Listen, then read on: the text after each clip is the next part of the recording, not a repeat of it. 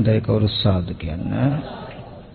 නමෝ තස්ස භගවතු අරහතෝ සම්මා සම්බුද්දස්ස නමෝ තස්ස භගවතු අරහතෝ සම්මා සම්බුද්දස්ස නමෝ තස්ස භගවතු අරහතෝ සම්මා සම්බුද්දස්ස දීගං ජාගරතෝ රත්තිං දීගං සන්තස්ස යෝජනං දීගෝ බාලානං සංසාරෝ සද්ධම්මං අවිජානන්ති.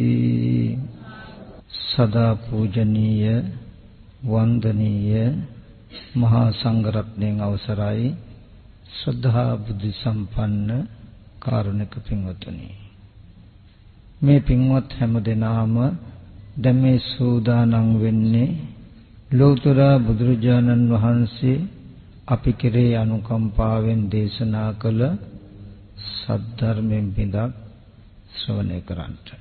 ඒ නිසා හැම දිනාටම මුලින්ම මතක් කරනවා තමන්ගේ සිත නොයෙක් නොයෙක් අරමුණු වල දුවන්නට නොදී ඊ타ත්ම ඕනෑකමින් ඊ타ත්ම වමනාවෙන් මේ දේශනාව ශ්‍රවණය කරන්නට කියලා. එහෙම ඊ타ත්ම හොඳින් මේ දේශනාව ශ්‍රවණය කළොත් අපි හැමදෙනාම ලැබපු මනුස්ස ජීවිතයේ හිස් නොවන වටිනා ධර්මඥානයක් පහළ කරගන්නට පුළුවන් වෙයි. පින්වතුනි, අතීතයේදී ලෝතර සම්මා සම්බුදුරජාණන් වහන්සේලා ඕනතරම් මේ ලෝක ධාතුවේ පහළ වෙලා තියෙයි. අපිත් මිනිස්සු වෙලා ඉඳලා තියෙයි. ඒත් එකම ශාසනයක්වත් ආදරෙන් අසුරු නොකළ නිසා, ඒ සද්ධර්මයේ තුල අපි නොයදුණු නිසා අපි හැමදෙනාම තාම ඉපදෙමින් මැරෙමින් ඉපදෙමින් මේ සසරේ මේ අත දුවනවා සැරිසරනවා. ඉතින් බුදුරජාණන් වහන්සේ දේශනා කළේ මේ අත දුවන සැරිසරන මේ සසරේදී තම තමන්ට ඇඟලේ කිරිකල්ල පෙව් ආදරණීය මව්මල දුකට අඬපු කඳුළු එකතු කළා නම් සතර මහා සාගරයේ ජලයට වැඩි කියලා. ඒ වගේම දාඩිය මහන්සියෙන් හොයලා හම්බ කළ පෝෂණය කළ පියාමල දුකට අඬපු කඳුළු සතර මහා සාගරයේ ජලයට වැඩි.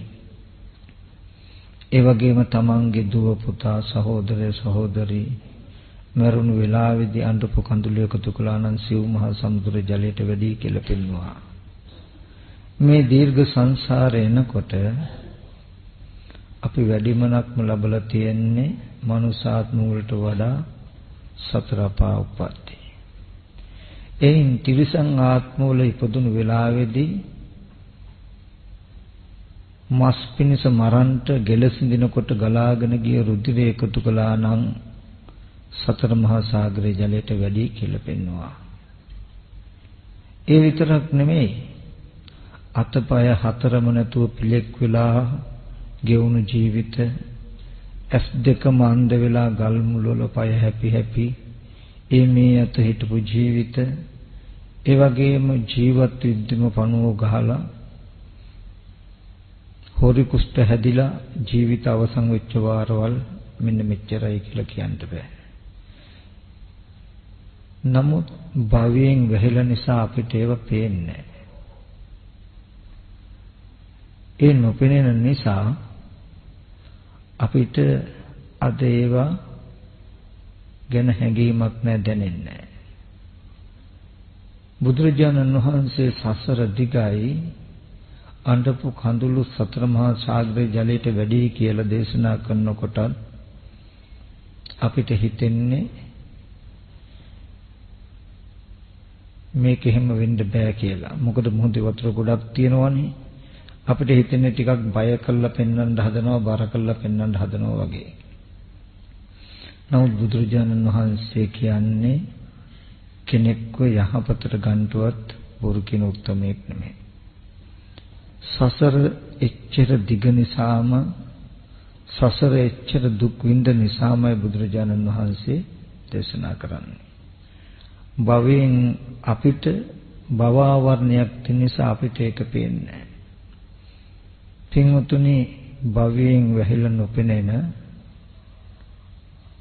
අතීතය ගැන කවර කතාද, භව ආවරණයක් නැති මේ ජීවිතය තුල ඇස් ඉදිරිපිටට හම්බ වෙන දේව දූතය බඳු ජීවිතයේ යථාර්ථය පෙන්වා දෙන අරමුණු වලත් අපිට හැඟීමක් නැතිකොට, අපිට පෙනීමක් නැතිකොට භවයෙන් වැහුණු දෙයක් පෙනෙනවා. පෙනීම ගැන නොපෙනීම ගැන කවර කතාද? ඉතින් මම මෙතනදී මේ පින්වත් සියලු දෙනාටම ගොඩාක් වටිනා දහම් කරුණු ටිකක් කියලා දෙනවා. මේ ටික හොඳට අහන්නට ඕනේ. ඒ නොපෙනෙන භවයේ පැත්තකින් තබන්න, අනාගතයේ නොපැමිණි දුකත් පැත්තකින් තබන්න. උපන්න දවසේ ඉඳන් මේ මොහොත වෙනකන් මනුස්ස ලෝකේ මේක ඒ වගේම සුගතියක්. සුගතියක් වෙච්ච මනුස්ස ලෝකයක අපිට කායික මානසික මොනතරම් හිත වේදනා, කායික දුක් වේදනා, පීඩාවන් ඇති වෙන්නේ නැද්ද? ඇති වෙලා තියෙයි. ඒ වගේම මේ ජීවිතේකත් දෙමව්පියෝ, සහෝදරයෝ, ඥාති හිතයිසින් නැති වෙච්ච දුක තමන් ඉද්දී එය වෙන්වීමෙන් හෝ එය ඉද්දී අපිට වෙන්වීමෙන් හෝ දුක් විඳින්න වෙන දවස එනවාමයි. මහා මොහොතේ වතුර ගොඩාක් තියෙයි. එක දෝතක් අරගෙන බිව්වහම ලුණු රහයි කියලා තේරෙනවා, පෙනෙනවා. ඒ වතුර දෝත අපිට මිම්මක් වෙනවා මුළු ජල සාගරයම මැනගන්න ඔක්කොම වතුර ලුණු රහයි කියලා. ආපහු මුලින් මැදින් අගින් තැන් තැන් වලින් බීලා බලන්න අවශ්‍ය නැහැ. ඒ වගේ නුවණක් තියෙන කෙනෙකුට එක ජීවිතයක් ඇති පැමිණි නොපැමිණි අනන්ත පරිමාණ සංසාර සාගරයෙන් මැනගන්න. ඒ වගේමයි මොනතරම් සැපදායක සුවදායක වටපිටාවක් තිබුණත් හිටියත් මොන මට්ටමේ නිලතලයක් දරුවත් ඔබෙත් මගේත් ජීවිතයේ මාස 1200යි. බුදුරජාණන් වහන්සේ අරක සූත්‍රයේදී පෙන්වනවා යෝ චිරං ජීවතිසෝ වසසතං අප්පමා බියෝ. යම් කිසි කෙනෙක් ගොඩාක් කල් ජීවත් වෙනවා නම් ඒ ගොඩාක් කල් ජීවත් වෙනවා කියන කෙනා අවුරුදු 100ක් හෝ ඊට පොඩ්ඩක් වැඩියෙන් ජීවත් වෙයි. අඩු හෝ වැඩි වෙයි. තථාගතයන් වහන්සේ දේශනා කරනවා අවුරුදු 100ක් කෙනෙක් ජීවත් වුණොත් දවස් වලින් ගත්තොත් දවස් 36000ක් ජීවත් වෙයි. මාස ගත්තොත් 1200ක් ජීවත් වෙයි. අර්ධ මාස ගත්තොත් 2400ක් ජීවත් වෙයි. ඍතු වශයෙන් ගත්තොත් ඍතු 300ක් ජීවත් වෙයි. මහණෙනි ඕනනම් මම වගේ කිරි උරා බොන කාලේ ඉඳලම ඒ ටිකත් එකතු කළා. කන බත් වේල් ගණනක් කියන්නම් ඕනනම් පුද්ගලයෙක් බත් වේල් 72000ක්යි. මෙන්න මේ ටික තමයි අපේ ජීවිතය. ආපස්සට හැරිලා බැලුවොත් අවුරුදු 100ක් එහා පිටිපස්ස හැරිලා බැලුවොත් ඒ කාලේ කවුරුවත් දේශයකට පෙනෙන්නේ නැහැ. තව අවුරුදු 100ක් ගිහිල්ලා මේ පැත්ත හැරිලා බැලුවොත් මේ ඔබ මම අපි කවුරුවත් ඉන්න එකක් නැහැ. මේ නිසා හොඳට තේරුම් ගන්න මේ ලෝකය කියලා කියන්නේ తాවකාලිකව අම්බලමක් වගේ. කිසිම කෙනෙකුට නොකිය නොදන්නවා ආවා කිසිම කෙනෙකුට නොකිය නොදන්නවා අපි යනවා. අපි දක්ෂ වෙන්නට ඕනේ මාසසට පෙනෙන දෙයට වඩා ලෝකෙ වැඩි පැනසට ප්‍රඥාව නැමැති ඇසට පෙනෙන දේ අන්න ඒ බව තේරුම් අරගෙන අවුරුදු 50ක 60ක ජීවිතේට මේ ජීවිතය විතරක් ඇත්ත වෙන්න නොදී මේ ජීවිතේට විතරක් තනි වෙන්න කොටි වෙන්න නොදී ඒට එහාට ගිය නුවණක් ඇති කරගන්න නුවණකින් දකින්න පුළුවන් කමක් ඇති වෙන්නට ඕනේ. මේ භෞතික ලෝකයේ තුල භෞතිකත්වයේ පමණක්ම ඇත්ත වෙන්න දෙන්න එපා. ඒ ඇත්ත කොච්චර කාලෙද කියන එක තමයි මම මතක් කළේ. දවස් 36000 නැත්නම් මාස 1200යි. ඒ මාස 1200 නුත් මේ බුද්ධෝත්පාද කාලයේ මනුස්ස ජීවිතයේ ඇත්ත තේරුම් ගන්න තියෙන වටපිටාව නැත්නම් සද්ධර්මයේ තියෙන වටපිටාව අපිට ඉන්න තියෙන තව කොච්චර දවස්ද? මාස 1200 මාස කීයක් ගෙවිලාද? දවස් 36000න් දවස් කීයක් ගෙවිලාද කියලා බැලුවොත් කෙනා තව බොහොම ටික කාලයයි තියෙන්නේ. ඒ නිසා හැමදෙනාම හොඳට බුද්ධිමත්ව නුවණැතිව කටයුතු කළා තමන්ගේ මේ ජීවිතයට පිහිටක් උපකාරයක් කරගන්න කියන කාරණාවක් මුලින් මතක් කරනවා. අප්පකේසු මනුස්සේසු යේ ජනා පාරගාමිනෝ අත්තායන් ඊතරා පජා තීරමේ වනුදාකති. මිනිස්යන් අතර බොහොම ටික දෙනයි සසර පරතරකට යන්නේ පරතරක් හොයන්නේ. අත්තායන් ඊතරා පජා අනිත් සියලුම ප්‍රජාව තීරමේ වනුදාවති මෙතරම දුවනවා මෙතරම ඇවිදිනවා සැරිසරනවා.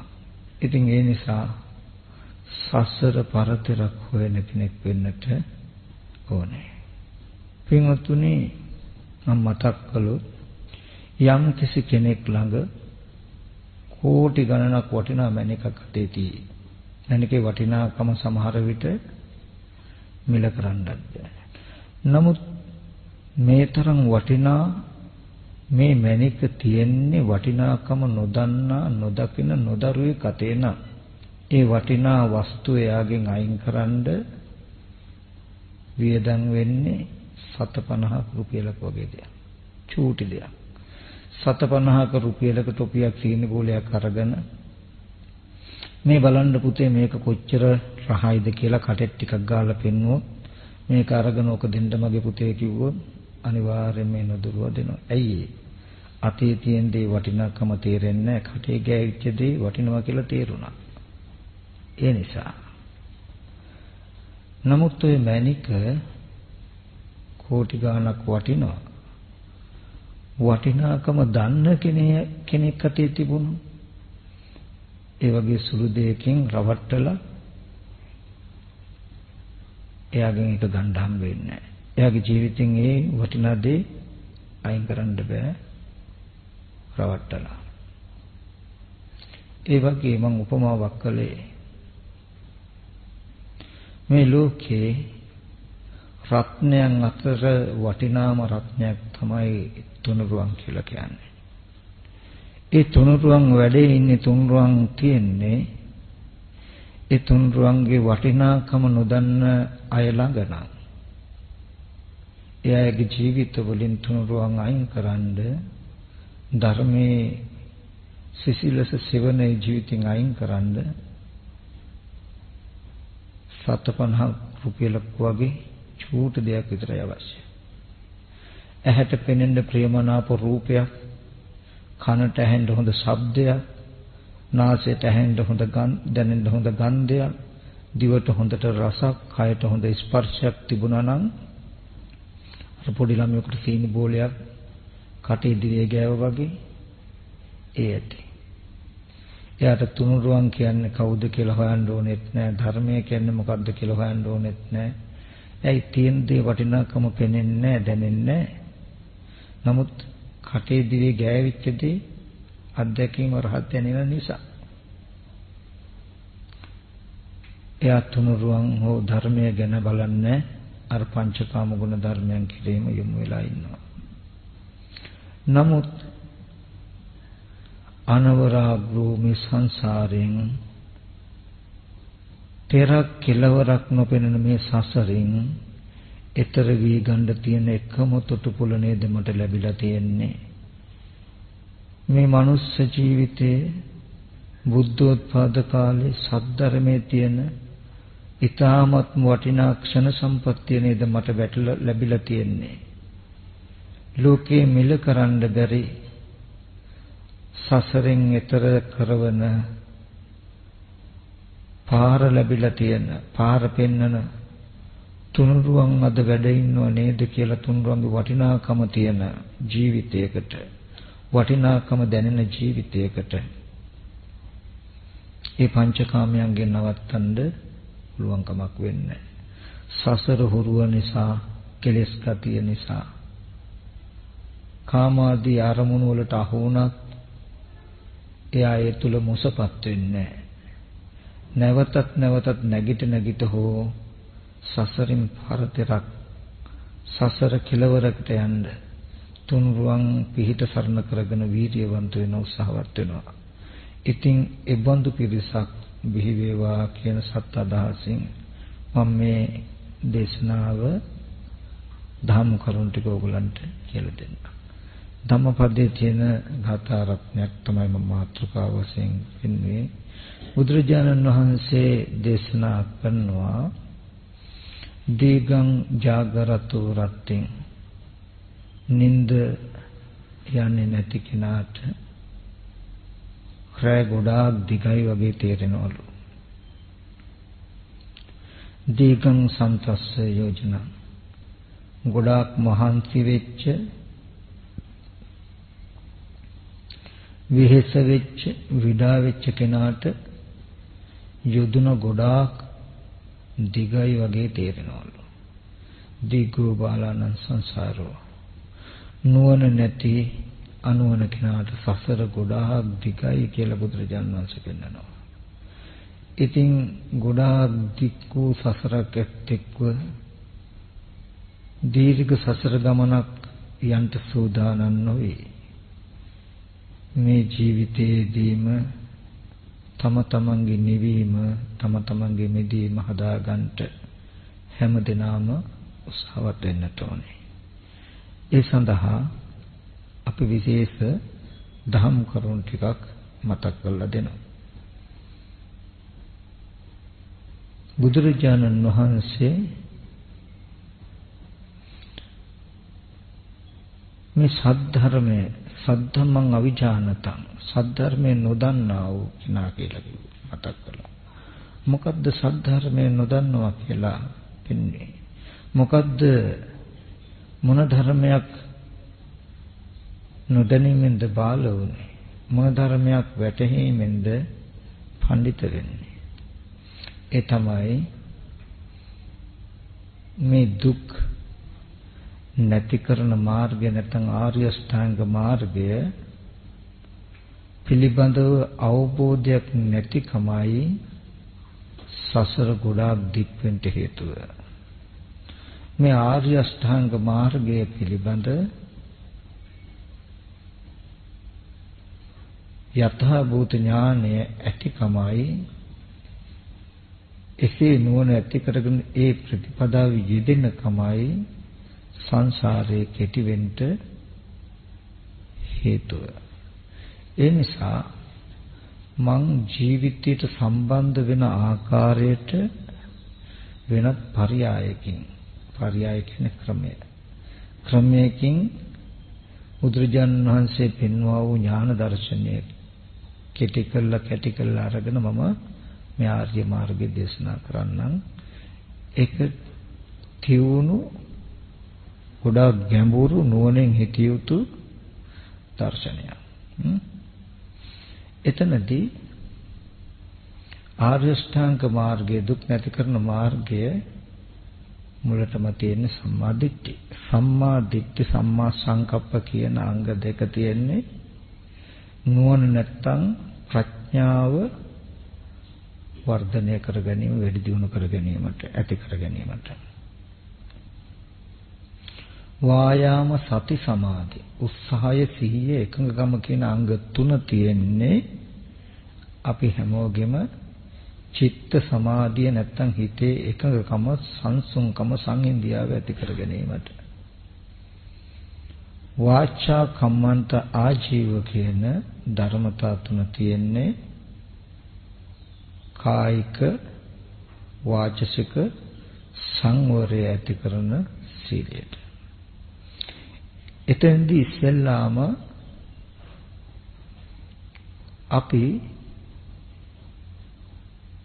මොන තැන දක්වා යා යුතුද දුක් නිවීම සඳහා මොකද්ද කළ යුත්තේ කියන කාරණාව කල්යාණ මිත්‍ර ඇසුරෙන් සද්ධර්ම ශ්‍රවණයෙන් අසා දැනගත යුතුයි. ඒක සුත්තමේ ඥාණයෙන් ලබාගත යුතුයි. එසේ අසා දැනගත්තා වූ ධර්මය දැක ගැනීම සඳහා තමන් තුලින් ඊට පස්සේ ප්‍රතිපදාවක් පූර්ණය කළ යුතුයි. ඒකට තමයි සීල සමාධි ප්‍රඥා කියලා කියන්නේ. සීලයක පිහිටලා සතිපට්ඨානෙ උදව් කරගෙන හිත සමාධිය ඇති කරගෙන අන්නර කල්යාණ මිත්‍ර ඇසුරෙන් සද්ධර්ම ශ්‍රවණයෙන් තමන්ට ලැබුණු නුවණ දැක්මක් බවට පත් කර ගන්න ඕනේ. ඉස්සෙල්ලාම කල්යාණ මිත්‍ර ඇසුරෙන් සද්ධර්ම ශ්‍රවණයෙන් ඥාන දර්ශනය ලබා ගත යුතුයි. ඒක මම තව එක ආකාරයකට ඉස්සෙල්ලා පෙන්නනවා. පෙන්නලා ඉවර වෙලා ඊට පස්සේ ආර්ය අෂ්ටාංග මාර්ගය නැත්නම් සීලයක පිළිපදලා සමාධි වඩන ආකාරයත් සමාධි වඩලා මේ දර්ශනය දකින ආකාරයත් පැහැදිලි කරන්න. එතනදී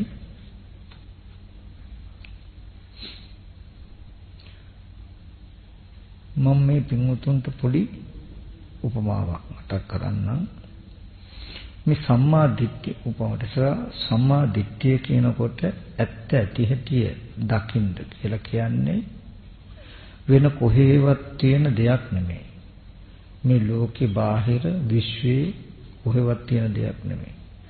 අපි තුලම කෙනා තුලම හැමදාම පැවතුණු පවතුන ඒත් අපි නොදන්න අපේ ජීවිතයකම ඇත්ත. අපේ ජීවිතේ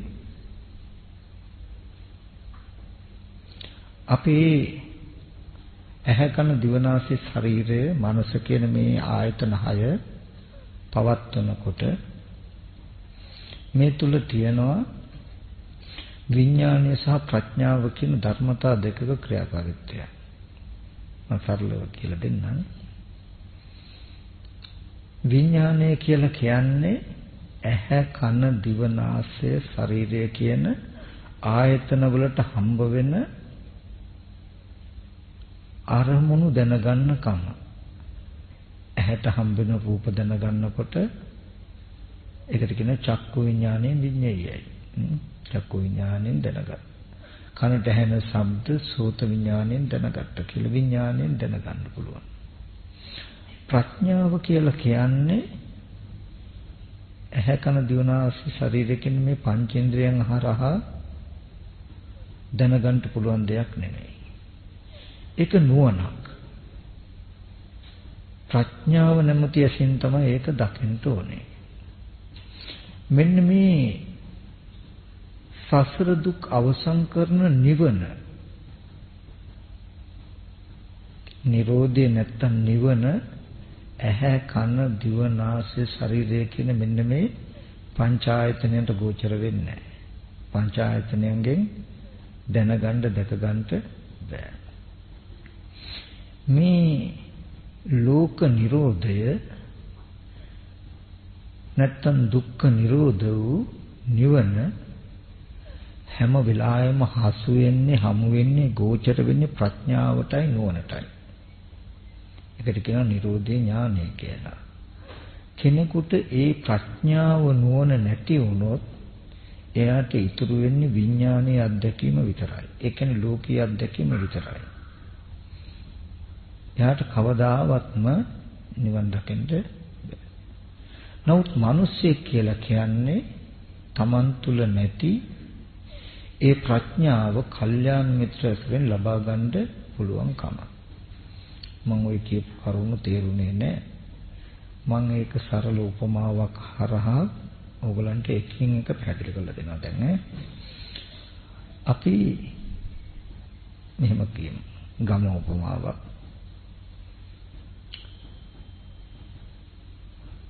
ඔයගලන්ගේ ගෙවල් වල සීතකරණ තියෙයි.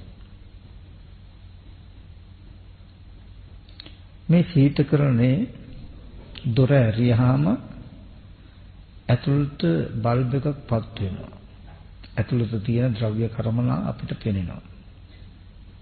ආලෝකමත්. දැන් ඒ දොර ඇරියාම සීතකරණය ඇතුලේ ආලෝකමත් බව පෙනෙන්නේ අපිට විඥාණයෙන්, චක්කු විඥාණයෙන්.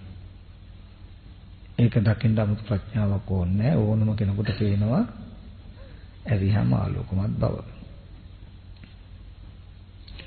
ඊට පස්සේ මේ සීතකරණේ දොර වැහුවොත් දොර වහනවත් ලයිට් එක නිවෙනවත් දෙක එකට වෙන්නේ. දොර වැහෙන නිසා ලයිට් එක නිවෙන බව මාසෙකට පේන්නේ නැහැ. හැබැයි ඒක පේන්නේ නුවණට. අපි කියමු කෙනෙකුට නුවණ කියන එක නැත්තම්, ප්‍රඥාව නැත්තම් සීතකරණ දොර අරපු වෙලාවේදී ඒකේ ආලෝකය තියනවා කියලා පෙවුණා. හැබැයි දොර වහනකොටම ඒක නිවෙනවා කියන එක දකින්න ප්‍රඥාව නොයදුනොත් පැත්තකට ගියාමත් එයාට සිහි කරන්න ඉතුරු වෙන්නේ ඇහින් දැකපු එකේ අත්දැකීම විතරයි. විඥානයේ අත්දැකීම විතරයි. දැකපු දේ සිහි කරනකොට නුවණින් දැක්ක යුතු ලයිට් එක නිවිල නැති බව දකින නුවණක් නැති වෙනකොට එයාට දැනෙන්නේ තාම දැකපු දේ තියනවා වගේ. ඒ කියන්නේ තාම සීතකරණේ ලයිට් එක පත් වෙලා තියනවා වගේ තේරෙනවා.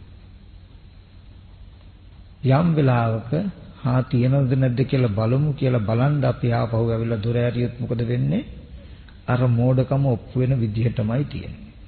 ආයෙත් දොර අරපු නිසාම පත් වෙනවා. අපේ මෝඩකම ඔප්පු වෙනවා. මේ මං කිව්වේ පත් වෙනවා කියලා මේ පත් වෙලාමයි තියෙන්නේ කියලා. තිරිසංගත සත්තුන්ට ප්‍රඥාව යෙදෙන්නේ නැහැ. විඥානීය අත්දැකීම නිසා විතරයි. ඒ නිසායි තිරිසංගත සත්තුන්ට ඔන්න ඔය සිද්ධිය වෙලා තියෙන්නේ. තිරිසංගත සතේ කැඩපතකට ඉවුණොත් තමන්ගේ ඡායාව වැටෙනවා. ඡායාව හොඳට පේනවා. දැන් විඥානීය අත්දැකීම තමයි තිරිසංගත සතාටත් තියෙන. කණ්ණාඩියට වැටෙන ඡායාවට කැමැත්තෙන් හෝ අකමැත්තෙන් හෝ පුරන්න පුළුවන්. ඔය කුරුල්ල එහෙම කොටනවා දැකලා ඇති පේනවා. අහකට යනකොටම එයා එතනින් අහකට යෑමත් කණ්ණාඩි ඡායාව නැතිවීමත් දෙක එකට වෙනවා. නැති වුණාට නැති වෙන බව දකින ප්‍රඥාව නොයෙදෙන නිසා. නැති වෙන බව විඥාණයෙන් දැක ගන්න බෑ. ඒක දකින්න වෙන්නේ ප්‍රඥාවෙන්. ඒ ප්‍රඥාව නොයෙදෙන නිසා. දැකපු දේ සිහි කරන්නත් පුළුවන් නිසා. ඒ සතා පැත්තකට ගිහිල්ලා දැකපු දේ සිහි කරනකොටත් ඒක නැතිවීමේ නුවණ නොයෙදුන නිසා එයාට තේරෙන්නේ දැනෙන්නේ දැකපු දේ දැකපු කෙනා තාම ඉන්නවා වගේ. ඒ හින්දා බලන්න කියලා ආපහු කණ්ණාඩිය ගාවට ආවොත් ආයෙත් ඔප්පු වෙන්නේ තමන්ගේ මෝඩ මනසමයි. ආයෙත් කණ්ණාඩියේ ඉන්නවා වගේ. ආයෙත් අහකට යනකොටම නැති වුණාට ආයෙත් නිරෝධ ඥානෙ එයාට යෙදෙන්නේ නැහැ. ඇහෙන් බැලුවත් තව කෙනෙක් ඉන්නවා, හිතෙන් හිතුවත් තව කෙනෙක් ඉන්නවා. හිතෙන් හිතනකොට දැක්කපු කෙනා ඉන්නවා වගේ, බලනකොට හිතපු කෙනා ආපහු පේනවා වගේ තමයි පේන්නේ, තේරෙන්නේ. ඒ විදිහටමයි ප්‍රඥාව නොයදුණු සීතකරණේ ආලෝකය ඉවත් වෙනකොටම, දොර වැහෙනකොටම ආලෝකය නැති වෙනවා. නමුත් නැති වෙන බව දකින්න නුවණ නොයදුනොත් එයාට ඇති බවමයි තියෙන්නේ. ඒ ඇති බව නිසා මහපොව බලන් දැවිලා බැලුවොත් ආයෙත් තේන්නේ තමන්ගේ මෝඩකම ඔප්පු වෙන විදිහටමයි. හිතින් හිතුවත් ඇහෙන් බැලුවත් මේ සීතකරණේ නිවිච්ච වෙලාවක් එයාට හම්බෙන්නේ නුවණ නැති කෙනාට. රෑ දවල් දෙකේම හැම වෙලාවෙම මේ ලයිට් එක පත්විච්ච කමකින්මයි එයාට තේරෙන්නේ, දැනෙන්නේ. කිසි වෙලාවක ලයිට් එක නිවෙනවා, නමුත් හම්බ වෙන්නේ නැහැ. කණ්ණාඩි ඡායාව ඇති වෙලා නැති වෙනවා, නමුත් හම්බ වෙන්නේ ආරයට. ඒ වගේ නුවණ නැති කෙනෙක් හිටියොත් අපි කිව්වොත් සීතකරණ දොර වහපු ගමන්ම ලයිට් එක නිවෙනවා කියලා කීයටත් එයා පිළිගන්නේ නැහැ. ඇයි? එයාට දකින්න වෙලාවට පත්තු වෙලා වගේ පේනවා. අහකට යනකොට දකින්න නුවණක් නැහැ. සීතකරණ දොර වහනකොට ලයිට් එක නිවෙනවා කියලා අපි කිව්වට අපේ වචන පිළිගන්නේ නැහැ. ඒ වගේ වෙලාවකදී අපිට වෙනවා මේකේ ලයිට් එක නිවෙනවා කියලා කියන්නේ නිකන් නෙමෙයි, සහේතුකයි මේක කියලා සහේතුක බව ඔප්පු කරන්න වෙනවා එයාට. අදහිමකින් ගන්න එපා. අහකට යනකොට මේ බල්බ් එක නිවෙනවා කියලා කියන්නේ නිකන් වචනයක් හින්දා නෙමෙයි. ඇත්ත ඇති හැටි වෙන එහෙම ධර්මතාවයක් තියෙනවා. ඒ නිසායි කියන්නේ. ඒක සහේතුකයි. මෙහෙ එන්නකෝ කියලා එකගෙන ගිහිල්ලා එයා ඉද්දිම සීතකරණ දොර ඇරලා පින්නන්න වෙනවා. මෙන්න මේ බලන්න, මේ දොර ආයිනේ තියෙනවා එබෙන වර්ගයේ බොත්තම. මෙන්න මේ දොර වහනවා කියලා කියන්නේ මෙන්න මේ බොත්තම ටිකෙන් ටික මෙහෙම එබෙනවා. එබුණු ගමම මේ බල්බ් එක නිවෙනවා. ආපහු දොර අරිනවා කියන්නේ මේ බොත්තම එළියට එනවා. එතකොට බල්බ් එක පත් වෙනවා කියලා දොර ඇරලා තියෙද්දි අතින් අර බොත්තම උබලා පෙන්වන්න වෙනවා. නැති නුවණ අලලා දෙන්න වෙනව සහේතුක. මෙන්න මේ නිසයි මේක කියන්නේ කියලා.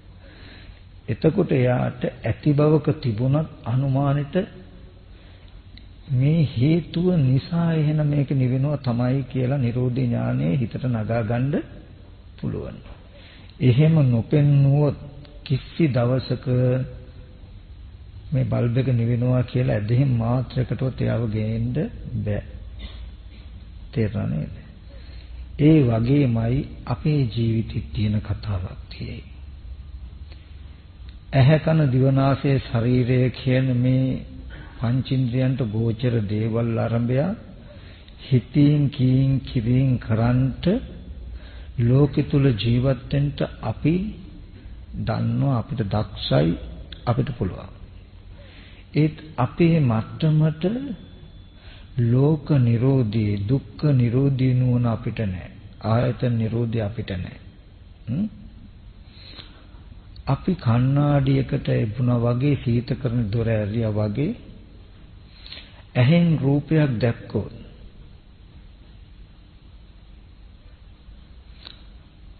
රූපේ පෙනෙනවා.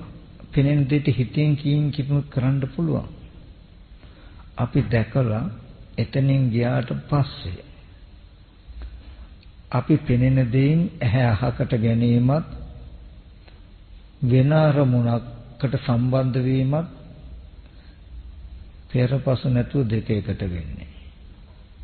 අපි වෙන අරමුණක් සිහි කරගන්නකොට, වෙන දෙයක් දිහා දකිනකොටම ඉස්සෙල්ලා දැකපු ඇහත් රූපයත් අරමුණු දැනගන්න සිතත් ඉතුරු නැතුවම නිරුද්ධ වෙනවා.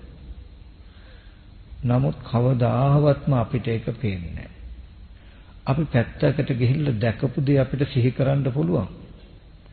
අපි දැකපු දේ සිහි කරනකොට දැකපු දේ නිරුද්ධ වෙලා. ඒත් අපි එතනින් අහකට යනකොට ඒක නැති වෙනව නේද කියලා දකින නිරෝධී ඥානෙ අපිට නැති නිසා අපි සිහි කරනකොට හිතෙන්නේ දැකපු දේ සිහි කරනවා තාම තියෙන දේ සිහි කරනවා වගේ. දකින්නකොට සිහි කරපු දේ දකින්නවා වගේ. ඒ කියන්නේ ඔගොල්ලෝ ඉඳලා ආපු ගේ සිහි කරන්න. ඔගොල්ලන්ට සිහි කරනකොට දැන් හිතෙන්නේ දැනෙන්නේ ඒ සිහි කරපු ගේ තියනවා වගේ. තියෙන හින්දා එතෙන්ට අපි යනවා හොයාගන්න. ගියාම චක්කුම් පටිච්ච රූපේච උපය චක්කු විඥානං කියලා ඇහැට රූප ගැටෙන හින්දාම චක්කු විඥානේ පහළ වෙලා ඒ අරමුණ පේනවා. මේ තියෙන්නේ කියලා තිබුණු දේම හම්බ වෙනවා. ආපහු අහකට යනකොට දැකපු දේම තියෙනවා වගේ. අපිට හිතින් හිතුවත් ගෙවල් දොරවල් දුව දරුවෝ ඉන්නවා, ඇහෙන් දැක්කත් ඉන්නවා. අපේ ලෝකෙ හිස් නැහැ, අඩු නැහැ. කවදාවත්ම මේ ලෝක නිරෝධය පිළිබඳ නුවණ අපිට ලැබෙන්නේ නැහැ. ඒ වගේ වෙලාවකදී අපි යමක් දැක්කට පස්සේ දැකපු දේ ඉතුරු නැතුවම නැති වෙනවා. ආපහු එක දකින්න හේතු යෙදුනහම ඒක පෙනෙන්නේ කියන කාරණාව බුදුරජාණන් වහන්සේ අපිට සහේතුකව පෙන්නනවා. අපි කීයටවත් ඒක පිළිගන්නේ නැති නිසා අර සීත කරන ලයිට් එක වගේ බුදුරජාණන් වහන්සේ එකින් එක ඇහැට රූපයක් පෙනෙන්න තියෙන හේතු ටික පෙන්නනවා. චක්කුම් පටිච්ච රූපේච උපදී චක්කු විඥානං තින්න සංගති පස්සෝ කියලා ඇහැට ඒ කියන්නේ අපිට රූපයක් පෙනෙන්න හේතු වෙන්නේ ඇහත් රූපය චක්කු විඥාන කියලා මේ ටික නිසා පෙනෙනවා. ඊට පස්සේ අපි මනෝමය යමක් සිහි කරනකොට පෙන්වනවා එතන දැන් තියෙන්නේ මනෝ පටිච්ච ධම්මේච උපජ්ජති මනෝ විඥාන. මේ ප්‍රත්‍ය පෙන්වන්නේ ඇයි? ඇයි චක්කුම් පටිච්ච රූපේච උපජ්ජති චක්කු විඥාන තින්න සංගති පස්සෝ කියලා දේශනා කරන්නේ? ඇයි මනෝ පටිච්ච ධම්මේච උපජ්ජති මනෝ විඥාන කියලා දේශනා කරන්නේ? ඒ අරමුණක් උපදින්න ඒ අරමුණක් එක්ක ජීවත් වෙන්න හැසිරෙන්න හේතු වෙන හේතු ධර්මතා ටිකයි පෙන්වන්නේ. එතකොට මනෝ විඥානය චක්කු විඥානය කියලා සිත් දෙකක් එකට තියනවද? නැහැ. ඔගොල්ලෝ දැන් gedara සිහි කරගත්තොත් දැන් ওই සිහි කරනවා කියන තැන බලන්ද එතන තියෙන ධර්මතා මොනවද කියලා හොඳට බැලුවොත් මනෝ පටිච්ච ධම්මේච උපජ්ජති මනෝ විඥාන කියන හේතු ටික තියෙනවා. මනසත් ධර්මාරම්මනත් නිසා මනෝ විඥානයි. ඔය මනෝමයෙන් උපද්ද දැකපු දේ සිහි කරගත්ත සිද්ධියට ඕගොල්ලෝ තියෙන දේ සිහි වෙනවා කියලා රැවටිලා ඉන්නේ. ඊට පස්සේ ඇහැට පෙනෙනකොට චක්කුම් පටිච්ච රූපේච උපදී චක්කු විඥාන තියෙන සංගති පස්සෝ. ඇහැට පෙනෙනකොට මේ සිහි වෙච්ච දේ තියෙනවා කියලා රැවටිලා ඉන්නේ අපි. මේ දෙපැත්තට රැවටෙන තාක් නිට්ටය සංඥාව අතහැරෙන්නේ. අපිට අනිත්‍ය තේරෙන්නේ නැත්තේ මොකද? අර තිරසංගත සතාට කණ්ණාඩියේ ඡායාව අනිත්‍ය වෙන බවක් තියෙද? ඇහෙන් බැලුවා තව කෙනෙක් ඉන්නවා, හිතෙන් හිතුවා තව කෙනෙක් ඉන්නවා. නුවණ නැති කෙනාට සීතකරණේ ලයිට් එක නිවෙන දවසක් තියෙයිද? ඇහෙන් බැලුවත් තියෙනවා, හිතෙන් හිතුවත් තියෙනවා. එතකොට ඒ ලෝකය ආලෝකයේ නිට්ටය වෙලා තියෙන්නේ. ඒ ඡායාව නිට්ටය වෙලා තියෙන්නේ මොකෙන්ද? අවිද්‍යාවට. ඔබටත් මටත් අම්මා තාත්තා අයියා අක්කා දුව පුතා ගෙවල් දොරවල් යාන වාහන ඉඩකඩම් එක ජීවත් වෙන්න පුළුවන් වෙලා තියෙන්නේ ඒ අවිද්‍යාවට පිංසිද්ධ වෙන්න. වෙන මුකුත් නෙමෙයි. අපේ ජීවිතයේ සහේතුක මේ සිද්ධිය හඳුනා නොගන්නකම නොදකින්නකම. ඒ හිඳයි ඔබට අනන්ත අපරිමාණ විදියට කෑ ගහ දුක් විඳින්න පුළුවන්කම තියෙනවා. මරුණු අම්මා තාත්තා දුව පුතා මාස ගණන් අවුරුදු ගණන් ඒත් ඔබට අඬන්න පුළුවන් තව. ඒ තරම් ඔබට හැකියාව තියෙයි. සතුටු වෙලා අත්හැරෙන්න අරමුණු අවුරුදු ගණන් ගිහලා ඒ තාම ඔබට සතුටු වෙන්න පුළුවන්කම තියෙයි. එහෙම වෙන්නේ කුමක් නිසාද? අපේ ජීවිතේ නැත්තම් මේ ලෝකේ මෙන්න මේ අවිද්‍යාව නිසා. ලෝකය කියලා කියන්නේ අතීත අනාගත වර්තමාන කියන කාලත්‍රය මතින්ම ගොඩනැගිච්ච ජීවිතයක්. ලෝකෙට තුන් කාලයක් තියෙනවා. අපි අහලා තියෙනවා අතීතය කියන එක මැරිච්ච නිරුද්ධ වෙච්ච දෙයක් කියලා නේ. අතීතය කියන එක නිරුද්ධ වෙච්ච දෙයක්, මැරිච්ච දෙයක්. ආගත තාම පැමිණෙන්නේ නැහැ. අනාගතය කියලා කියන්නේ තාම නොපැමිණි දෙයක්. ආවේ නැහැ. නමුත් යථාර්ථයක වුණාට ලෝකය කියන එක නිර්මාණය වෙලා තියෙනවා. ඔබටත් මටත් අඬන්න, හැපෙන්න, විලාප දෙන්න පුළුවන්, සතුටු වෙන්න පුළුවන්, කර්ම රැස් කරගන්න පුළුවන්, පුද්ගල භාවයෙන් ක්‍රියාකාරකම් කරන්න පුළුවන්. කම ගොඩ නැගිලා තියෙන්නේ අතීත, අනාගත, වර්තමාන කියන කාලත්‍රයම එකතු කරගෙනයි.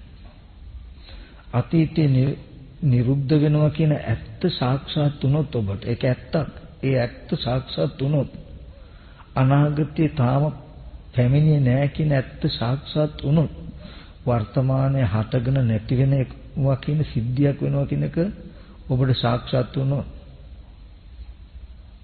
ලෝකයයි නිරෝධයට යන්නේ. ලෝක නිරෝධයයි නිවනට යන්නේ. නිවන කියන්නේ ඒකට. දැන් බලන්න ඔගොල්ලෝ මෙතෙන්ට එන්න ඉස්සෙල්ලා පැය භාගයකට පැයකට ඉස්සෙල්ලා කාලේ අතීතයට ගිහිල්ලා. හැබැයි ඒ දැකපු ගෙවල් දොරවල් ඥාති මිත්‍රයෝ ඔගොල්ලෝ මෙතෙන්ට එන්න ඉස්සෙල්ලා ආපු වාහන එහෙම තියනවද නැද්ද? ඔයගලන්ට තියෙනවද නැද්ද? තියෙනවා. ඒ කියන්නේ අතීතය නිරුද්ධ වෙලාද? නැහැ. ඊගාට බලන්න අනාගතේ. මේ බණ අහලා ඉවරුනහම යන්න තියෙන ගෙදර. තියෙනවද නැද්ද? තියෙනවා. අනාගතේ දැම්මම මාළිගාම ඇවිල්ලා තියෙනවා අපිට. ඇදිලා තියෙනවා. යන්න තියෙන වාහනේ, ගෙදර, හම්බ වෙන්න තියෙන යාළු මිත්‍රයෝ, වැඩ ගමන් කරන ස්ථාන, රාජකාරීයන් තියෙනවද නැද්ද? තියෙනවා. අපේ මේ ලෝකයට අතීතය නිරුද්ධයි කියනකොට කාලය විතරක් ගෙවිලා ගිහිල්ලා හැබැයි ඒ ඇසුරුකුළු ද්‍රව්‍ය ඔක්කොම තියනවා වෙලා. කාලය විතරයි ගෙවිලා ගිහිල්ලා තින්නේ අපිට. නාගත ආවේ නැති අනාගතේ කාලය විතරයි තාම ඇවිල්ලා නැත්තේ. හැබැයි පරිහරණය කරන්න අවශ්‍ය භාණ්ඩ ටික තාම හැදිලා නැතුව නෙවෙයි. එතකොට ඒකද ඇත්ත. අතීතයේ මැරිලා නිරුද්ධ වෙලා කියලා කියනවා නම් කාලය විතරක් ගෙවිලා ගියා සියලුම ද්‍රව්‍ය කාරණා තියෙනවා කියන එක දැත්ත. අනාගතයේ පැමිණෙන්නේ නැහැ. හෙට මම ගමේ යනවා කියලා කෙනෙකුට කියනවා නම් තාම වෙලාව විතරයි ඇවිල්ලා නැත්තේ. නමුත් යන වාහනේ තියෙනවා, පාර තියෙනවා, ගියාම යන්න තියෙන ගොඩනැගිලි තියෙනවා. නැද්ද? තියෙනවද නැද්ද? තියෙනවා.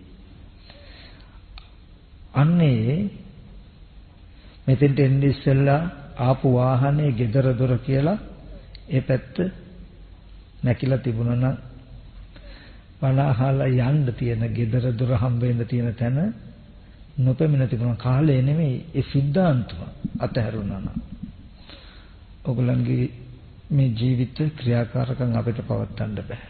මේ ලෝකය මට සතුට වෙන දුක් වෙන්න ශ්‍රේෂ්ඨ ඉතුරු වෙන්නේ නැහැ. අම්මා තාත්තා දුව පුතා සහෝදර සහෝදරි ඥාති හිතයි සිංවත් තමන්වත් ඉතුරු වෙන්නේ නැහැ. ඇයි? ඕගොල්ලෝ ජීවත් වෙන්නේ මේ දැන් උතන නෙමෙයි. ඕගොල්ලෝ ජීවත් වෙන්නේ අතීත අනාගත කියන තුන් කාලෙම එක්ක. මම අහුවොත් ඕගොල්ලන්ගේ මීට පැයකට ඉස්සෙල්ලා කොහෙද හිටියේ කියලා. ඔයා හිටියේ කොහෙද කියලා පෙන්වන්න තියෙන ওই ශරීරෙ නෙමෙයි. ගෙදර, කාමරේ, මිදුල, වටපිටාව, ගහක් යට, ගඟක් යට මං ආහාර ගහ යටනේ හිටියේ.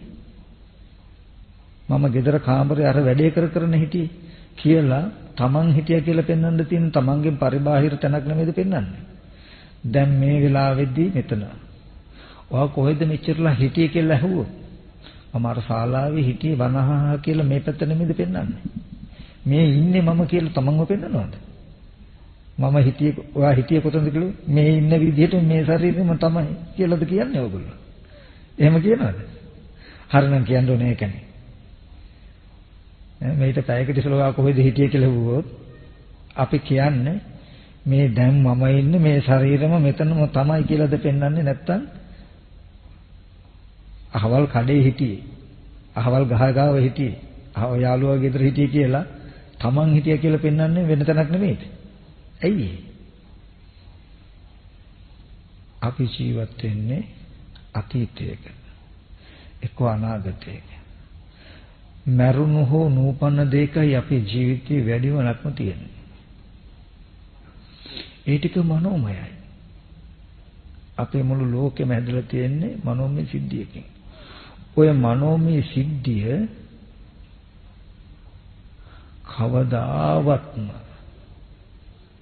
මොනම විදිහකටවත් නැති වෙන්නේ නැහැ නැති කලේ නැත්තම්. කෙනාම හිතලම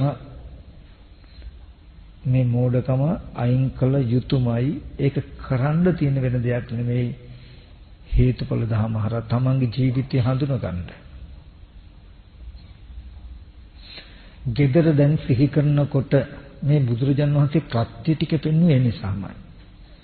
gedara සිහි වෙනකොට වෙනද කලේම මේ අරමුණ සිහි වෙච්ච මනස හම්බුනේත් නැහැ, ධර්මාරම්මන හම්බුනේ නැහැ, මනෝ විඥානය හම්බුනේත් නැහැ. ඒ ටික උදව් කරගෙන සිහි කරගෙන gedara සිහි වුණා කියලා සිහි වෙච්ච gedara තියනවා කියන තැනකින් බැඳිලා ගෙදරට කවුරු හරි ආවත් දන්නේ නැහැ, ගේ දොර වැහුවත් දන්නේ නැහැ, ගෙදර මොනව වෙලක් දන්නේ නැහැ කියලා සංයෝජනයකින් යන්නේ බාහිර වස්තුවකට.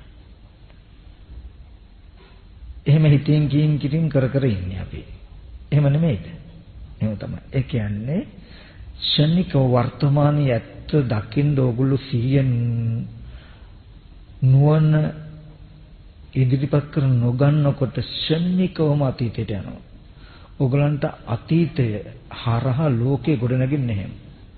gedara සිහි වෙනකොට නිකමට ඕගලන්ට පෙන්වන්න පුළුවන් නම් දැන් තියෙන්නේ මනෝ පටිච්ච ධම්මේච උප්පජ්ජති මනෝ විඥාන තින්න සංගති පස්ස මනෝ සම්පස්සයත් මනසට ධර්මාරම්මණයක් ස්පර්ශ වෙච්ච නිසා මේ දැනගැනිලා ඇති වුණා නේද? මං gedara කියලා සිහි කරගන්න දේට හේතු ටික මේක නේද? gedara සිහි වෙනවා කියන එකට සිහි වෙනවා කියන සිද්ධිය මනෝමය සිද්ධියක්. ඒකට ප්‍රත්‍ය ටික මනස ධර්මාරම්මන මනෝ විඥානයක් නේද කියලා පෙන්වුවා නම් තියෙන gedarakata හිතන සිතුවිලි වැල් ටික එහෙමම නතර වෙනවා. මරුණු අම්මා සිහි වුණා කියනකොටම අම්මා සිහි වෙනකොටම දැන් මෙතන තියෙන්නේ සිහි වෙනවා කියන තැන මනෝපටිච්ච ධම්මේ චුප්පජ්ජති මනෝ විඥාන තින්න සංගති පස්ස. මනසින් ධර්මාරම්මණයන් සිහි කරගත්තකම නේද කියලා දැක්කනම් නැති වෙච්ච අම්මව ඇත්ත වෙලා අඬන තත්වයට යන සිතුවිලි වැල් යන එක නතර වෙනවා. මෙතන සිහි කරගන්න බැරි වෙනකොටම ඔගොල්ලෝ අතීතේ ඉන්නේ දැකපු තැන ඇහැ. කෙලින්ම අම්මවම වෙලා අඬනවා හෝ විලාප දෙනවා. මරුණු දරුවමම සිහි වෙලා අඬනවා විලාප දෙනවා. ඊට පස්සේ ඇහෙන් දැක්කොත් දැන් චක්කුම් පටිච්ච රූපේච උපදේ චක්කු විඥාන සංගති පස්ස. දැන් මේ චක්කු සම්පස්සයක් සිහි කරපු එක මේකට අයිති නෑ. සිහි වෙන එක පෙනෙන එකටත් පෙනෙන එක සිහි වෙන එකටත් ගැට ගහන මෝඩකම අයින් වෙන විදිහට එතන අර ආයතන ටික හඳුනා ගන්න ඔබේ සිහිය නුවණ යෙදුනොත් මේ මුළු මරණයෙන් පස්සේ නෙමෙයි මේ දැන් මේ මොහොතේ කරන්න පුළුවන් මේ මොහොතේම සියලුම ජීවිතේ දුක ගෙවෙනවා. ඔබට එක දශමයක්වත් අඩිය තියන්න බෑ දුක පැත්තට මේ නුවණ තිබුණොත්. ඔතන අඩිය තියාගන්න බැරි වෙන හැම මොහොතකම අපි ඉන්නේ ජාති ජරා මරණ ශෝක පරිදේ දුක්ඛ දෝමන සුපායාස කියන මේ 11 ගින්න මැද. ඉතින් මේ සම්මා දිට්ඨි කියලා කියන්නේ නිවැරදි දැකීම කියලා කියන්නේ මෙන්න මේ ඇත්තට. මේක තමයි ඇත්ත ජීවිතේ. අතීතයේ නිරුද්ධයි අනාගතය ඉපදලා නැහැ වර්තමාන හටගෙන නිරුද්ධ වෙනවා කියනක ඔබට පේනෙනවා. පෙනෙන තැනකට එනවා. ඒ ඇත්ත සාක්ෂාත් වෙනවා. ඕක තමයි බුදුරජාණන් වහන්සේ ලෝකේ පහළ වුණත් නොවුණත් හැමදාම පැවතුණු ඇත්ත. අපිට අවිද්‍යාවෙන් වැහිලා. අවිද්‍යාව කියන්නේ මොකද්ද? මේ ආයතන ටික මනස ධර්මාරම්මන නිසා උපදින දේ මනස ධර්මාරම්මන නැති වෙනවා. ඒක පෙනෙන දෙයට අයිති නෑ. ඇහත් රූපයක් ටික නිසා පෙනෙන එක පෙනීමෙන් පස්සේ නැති වෙනවා. ඒක සිහි වෙන එකට අයිති නෑ. නමුත් මේ ඇත්ත අපිට සාක්ෂාත් වෙලා නැහැ. එහෙම නොවෙනකොට නිරුද්ධ වෙච්ච දේත් ඇති බවට, නූපන්න දේත් ඇති බවට තියෙනකොට භවය හැදෙනවා, ලෝකෙ හැදෙනවා. අම්මා තාත්තා දුව පුතා ඉඳලා කුඩා කාලේ ඉඳලා ඉස්කෝලේ ගිය තැන්වල ඉඳලා මේ හැම දෙයක්ම ඇති බවට එක යායකට හම්බ වෙනවා. මේ ලෝකේ නෙමෙයි තුන් ලෝකෙම ලෝකයේ ගොඩ නැගිලා තියෙන ඔන්න ඔය වගේ මෝඩකමක් තුල.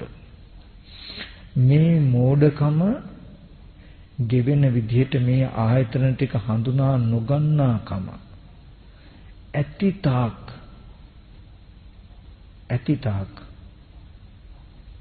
මේ සසර ගෙවෙන්නේ මේ දුක අයින් වෙන්නේ. බුදුරජාණන් වහන්සේ දේශනා කරන මහණෙනි මේ මහා ජල සාගරයේ හිඳලා යන දවසක් මට කියන්න පුළුවන්. මේ මහා පෘථිවිය විනාශ වෙන දවසක් කියන්න පුළුවන්. හිමාල පර්වත ආදී මහ විශාල පර්වත විනාශ වෙන දවසක් මට කියන්න පුළුවන්. ඒත් අවිද්‍යාවෙන් යුක්ත ලෝකයේ දුක ගෙවෙන දවසක් මට කියන්න බෑ.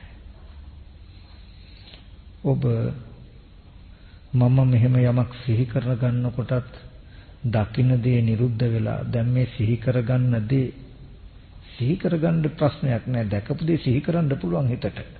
දැකපු දේ සිහි කරනකොට දැකපු දේ නිරුද්ධයි කියන නුවණ අපිට ඇති වෙනවා.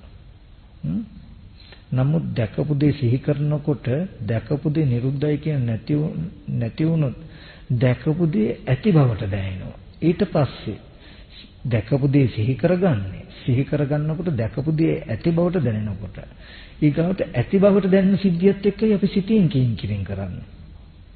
එතනයි දුක තියෙන්නේ අපිට. ඉතින් එහෙමයි දුක එන්නේ අපේ ජීවිතේට. දැකපු දේ සිහි කරන්න ඒක හිතේ හැකියාව චුට්ටක්වත් බැරි නෑ. දැකපු දේ සිහි කරනකොට දැකපු සිද්ධාන්තය නිරුද්ධයි කියන සිද්ධියව කණ්ණාඩියට අපි එබෙනවා. මූණ බලනවා. අපේ අඩුපාඩු බලා ගන්නවා. පේනවා. පැත්තකට ගිහිල්ලා අපි මූණ බලපු සිද්ධියත් අපිට සිහි කරන්න බැරිද? පුළුවන්. හැබැයි එහෙම සිහි කරනකොට කණ්ණාඩි ඡායාව දැන් කණ්ණාඩි නැහැ කියලා අපිට තේරෙන හින්දා එහෙම තියෙන මගේ මුණ දිහා බලාගෙන අපි හිතින් කිංකිරින් කරනවද? කරන්නේ නැහැ. නමුත් දැකපු දේ සිහි කරලා ඉන්න නෙමෙයි දෝෂය. දැකපු දේ සිහි කරන්න පුළුවන්. දැකපු දේ සිහි කරනකොට දැකපු දේ නිරුද්ධයි කියන නුවණ නැහැ. ඒ දැකපු දේ නිරුද්ධයි කියන නුවණ එන්නේ ටිකින් ටික හරි චුට්ට හරි. ගුරුලගේ පැටියට පුළුවන් කමක් තියනවලු එක පියාපතක් සලලා ඊගාව පියාපත සලනකොට යොදුන් 100ක් එහාට ගිහිල්ලා ඒ තරම් වේගෙන් පියාඹන්න පුළුවන්. ඒ ගුරුල්ලාගේ පැටියද පියාඹන්න එළියට බැසේ නැත්තම් අඟලක්වත් යන්නේ නැල්ලු. ඒ තරම් හැකියාව තිබුණාට ගියේ නැත්තම් ඒ වගේ මොනතරම් නුවණක් අපිට තිබුණත් ඒ නුවණ ඇති වෙන විදිහට අපි හිතන්නේ නැත්තම් අපි හීනකින්වත් මේ ආයතන එකට ගැට ගැසීම තුලයි මේ පැටලවිල්ල තියෙන්නේ. මේක ලෙහෙන්නෙත් එතනින්මයි කියලා දැනගෙන එක චුට්ටකට අපි උත්සාහවත් වෙනවද වෙන්නේ නැහැ. වැඩි එපා. චුට්ට දශමේ හුරුකරනද මේ ආයතන ගැට ගැහිල්ල නිසා නැවිච්ච ලෝකේ අයින් වෙන්න. ලෝක නිරෝධයට නිවනට නමක් මං කියන්නද? අතීතයේ නිරුද්ධයි. අනාගතයේ ප්‍රතිලන වර්තමාන හටගෙන නිරුද්ධ වෙනවා කියන ඥාන දර්ශනයක ජීවත් වෙන්න. රහතන් වහන්සේ කියන්නේ එහෙම. රහතන් වහන්සේ කියන්නේ එහෙම. අද බලන්න අපි ඕනම තැනකට යන්න ඉස්සෙල්ලා ඒ දේ තියෙයි. ගෙන් ආවට පස්සේ ඒ දේ තියෙනවා. දැන් ගෙදර ගන්න වාහනේ ගන්න යන්න ඉස්සෙල්ලා තේ වාහනේ හෝ ගෙදර තියනවද නැද්ද? තියනවා. ගිහලා ආවට පස්සෙත් තියනවා. යන්න ඉස්සෙල්ලත් තිබුණාම තියෙන දේ එකයි තියෙන දේ අපිට හම්බ වෙන්නේ. එතකොට ආවට පස්සේ තියනවා. ඔක තමයි අපේ මනස. රහතන් වහන්සේ නමක් කියලා කියන්නේ යන්න ඉස්සෙල්ලා තිබුණේ නැහැ. ආවෙන් පස්සේ කිසි දෙයක් ඉතුරු නැහැ. හම්බ වෙච්ච වෙලාවට පෙනෙන දෙයට හිතනවා කියනවා කරනවා. නමුත් එනකොට නිරුද්ධයි. අපිට කර්ම රැස් වෙනවා රහතන් වහන්සේට කර්ම රැස් වෙන්නේ නැහැ. යන්න ඉස්සෙල්ලා තිබුණ නෙමෙයි ආවෙන් පස්සේ තියනවා නෙමෙයි කියන තැනක අපිට ජීවත් වෙන්න බැරිද? පුළුවන්. කණ්ණාඩිය ගාවට අපි යන්නේ. ලිඳකට වැවකට පුකුණකට අපිට එබිලා මූණ බලන්න උනොත්. දැන් බලන්න ඕගොල්ලෝ කණ්ණාඩියේ මූණ බලන්නේ නැද්ද? බලනවද නැද්ද? බලනවා. බලනකොට යන්න ඉස්සෙල්ලා තිබුණු ඡායාව බලන්න දෙන්නේ නැහැ. එතකොට ගිහින් ආවට පස්සේ තියනවද? ඡායාව නැහැ. ඒ වෙලාවට උපද්දවාගෙන බලනවනේ. නමුත් උපද්දවාගෙනයි බලන්නේ තාම ඉපදිලා නැහැ කියලා ගිහිල්ලා මුණ බලන්න බැයිද? යසාගේට කලින් නොතිබීම ඒ වෙලාවෙම උපද්දගෙන හොඳට හිතින් කීන් කිරින් කරලා මූණේ හැඩ බලලා කොණ්ඩේ පීරලා පවුඩරුත් ගාලා අපි එන්නේ. ආපහම ඉතුරු වෙනවද මොකද? නැහැ. ඒ වගේමයි රහතන් වහන්සේගේ ජීවිතය. එතන රැඳෙන්න දුක නැහැ. මැරෙන්න මිනිස්සු ඉතුරු වෙලා නැහැ. ජරා මරණට යන්න ද්‍රව්‍ය කාරණා ඉතුරු වෙලා නැහැ. ඉතුරු වෙච්ච දේ ඉතුරුයි. තියෙන වාහනේ, තියෙන ගෙදර කැඩිලා බිඳිලා කුඩු වෙලා තියෙන්න පුළුවන්. අපිට තියෙනවා නම් තියෙන දේ නැති වෙනවා. නැති වෙච්ච දුක වෙන්නේ දෙවි. මම මේ කතා කරන ටික ඔයගොල්ලන්ට තේරෙන්නේ නැති වෙයි. ඒ කියන්නේ අපේ නිරෝධී ඥාන නැත්තම් ඇයි නැත්තේ? ඔය තියෙන්නේ තිබුණු හින්දා නේද කැඩිච්ච එක හරි අපිට හම්බ වෙන්න පුළුවන් උනේ කියන වගේ තැන් වලින් අපිට ප්‍රශ්න එයි. නමුත් තිබුණු හින්දා තමයි අපිට කැඩිච්ච දේ හම්බ වෙන්නේ. තියෙන හින්දා. නොතිබුණා නම් අපි කියමු අපි කැඩිච්ච කියන එක තියෙන්නේ හොඳ දේ තියෙන අත්දැකීමට සාපේක්ෂව. කැඩිච්ච දේ ඉස්සෙල්ලාම අපිට හම්බ වුණා. අපි ඒක කැඩුණා කියන දන්නවද? අපිට යමක් පරණ වෙන්නේ අලුත් එකකට සාපේක්ෂව. අලුත් වෙන්නේ පරණ එකකට සාපේක්ෂව. ඒකයි මම කිව්වේ තුන් කාලය කියන එක අපිට නැති වෙලා නැහැ ජීවත් වෙනවා. ඔය තුන් කාලය යන්න ඉස්සෙල්ලා තිබුණා නෙමෙයි ගියන් පස්සේ නැහැ කියන තැන ගත්තොත් අපිට මේ විදිහට ජීවත් වෙන්න බෑ. ඇත්තම කියන්න බෑ. ඒ කියන්නේ අද අපේ ජීවිතය අපේ නෙමෙයි දෙවියන්ගේ, බ්‍රහ්මයන්ගේ, මිනිස්යන්ගේ ඔක්කොගේම ජීවිතේ තියෙන අවිද්‍යාව මත. අවිද්‍යාව අඩුණු ජීවත් වෙන්න පුළුවන් මේ වගේ රළු දේවල් කරන්න බෑ. ඒ නිසා තමයි රහතන් වහන්සේ නම එක්ක දවස් 7ක් ඇතුළත පිරිනොම් පානවා එහෙම නැත්නම් පැවිදි වෙනවා කියලා කියන්නේ. පැවිදි වුණාම ජීවිතේ ගැට ගහගන්න හරි හම්බ කරන්න ඕනේ නැහැ. එක එක ඒවා ප්ලෑන් කරන්න ඕනේ වෙන්නේ නැහැ. අපි හිතලා රස්සාවල් කරනවා, වැඩට යනවා, වැඩට ගිහලා මෙහෙම කරනවා, අහවලා වතෙන්ට දානවා කියලා මේ ඔක්කොම කරන්නේ මොනෝමෙන්නේ. කොහොමනේ අපේ ජීවිතේ තියෙන්නේ. ඔය වගේ මෝඩකම් කර කර ජීවත් වෙන තරම් අවිද්‍යාව විතර නැති නිසා. ඉතින් මම මෙතෙන්දී ඒකත් ඕගොල්ලෝ බරක් වශයෙන් ගන්න එපා. ඒ වගේම දැන් ඕගොල්ලන්ට ගෙවල් දොරවල් යාන වාහන දුවා දරුවෝ තියෙනවා නම් අම්මෝ මේවෙන් අපිට වෙන වෙන්න වෙයිද කියලා සමහරට දුකක් බයකුත් හිතෙන්න පුළුවන්. උගර කියන අනුපාදා පරිතස්සනා කියලා. බුදුරජාණන් වහන්සේ හරි ලස්සන නම් දීලා තියෙනවා. ඒකට කියනවා මොකද්ද? අනුපාදා පරිතස්සන. ඒ කියන්නේ අතහැරෙන්න වෙයි කියලා අතහැරීම ගැන බයක් හිතෙනවා. මගේ දරුවා එතකොට නැති වෙයිද? ගෙදර නැති වෙයිද? මේ රස්සාව නැති වෙයිද කියලා. එහෙනම් ඔය එකක්වත් අයින් කරන්න එපා. ඔය නැති කරන්න හදන්නත් එපා.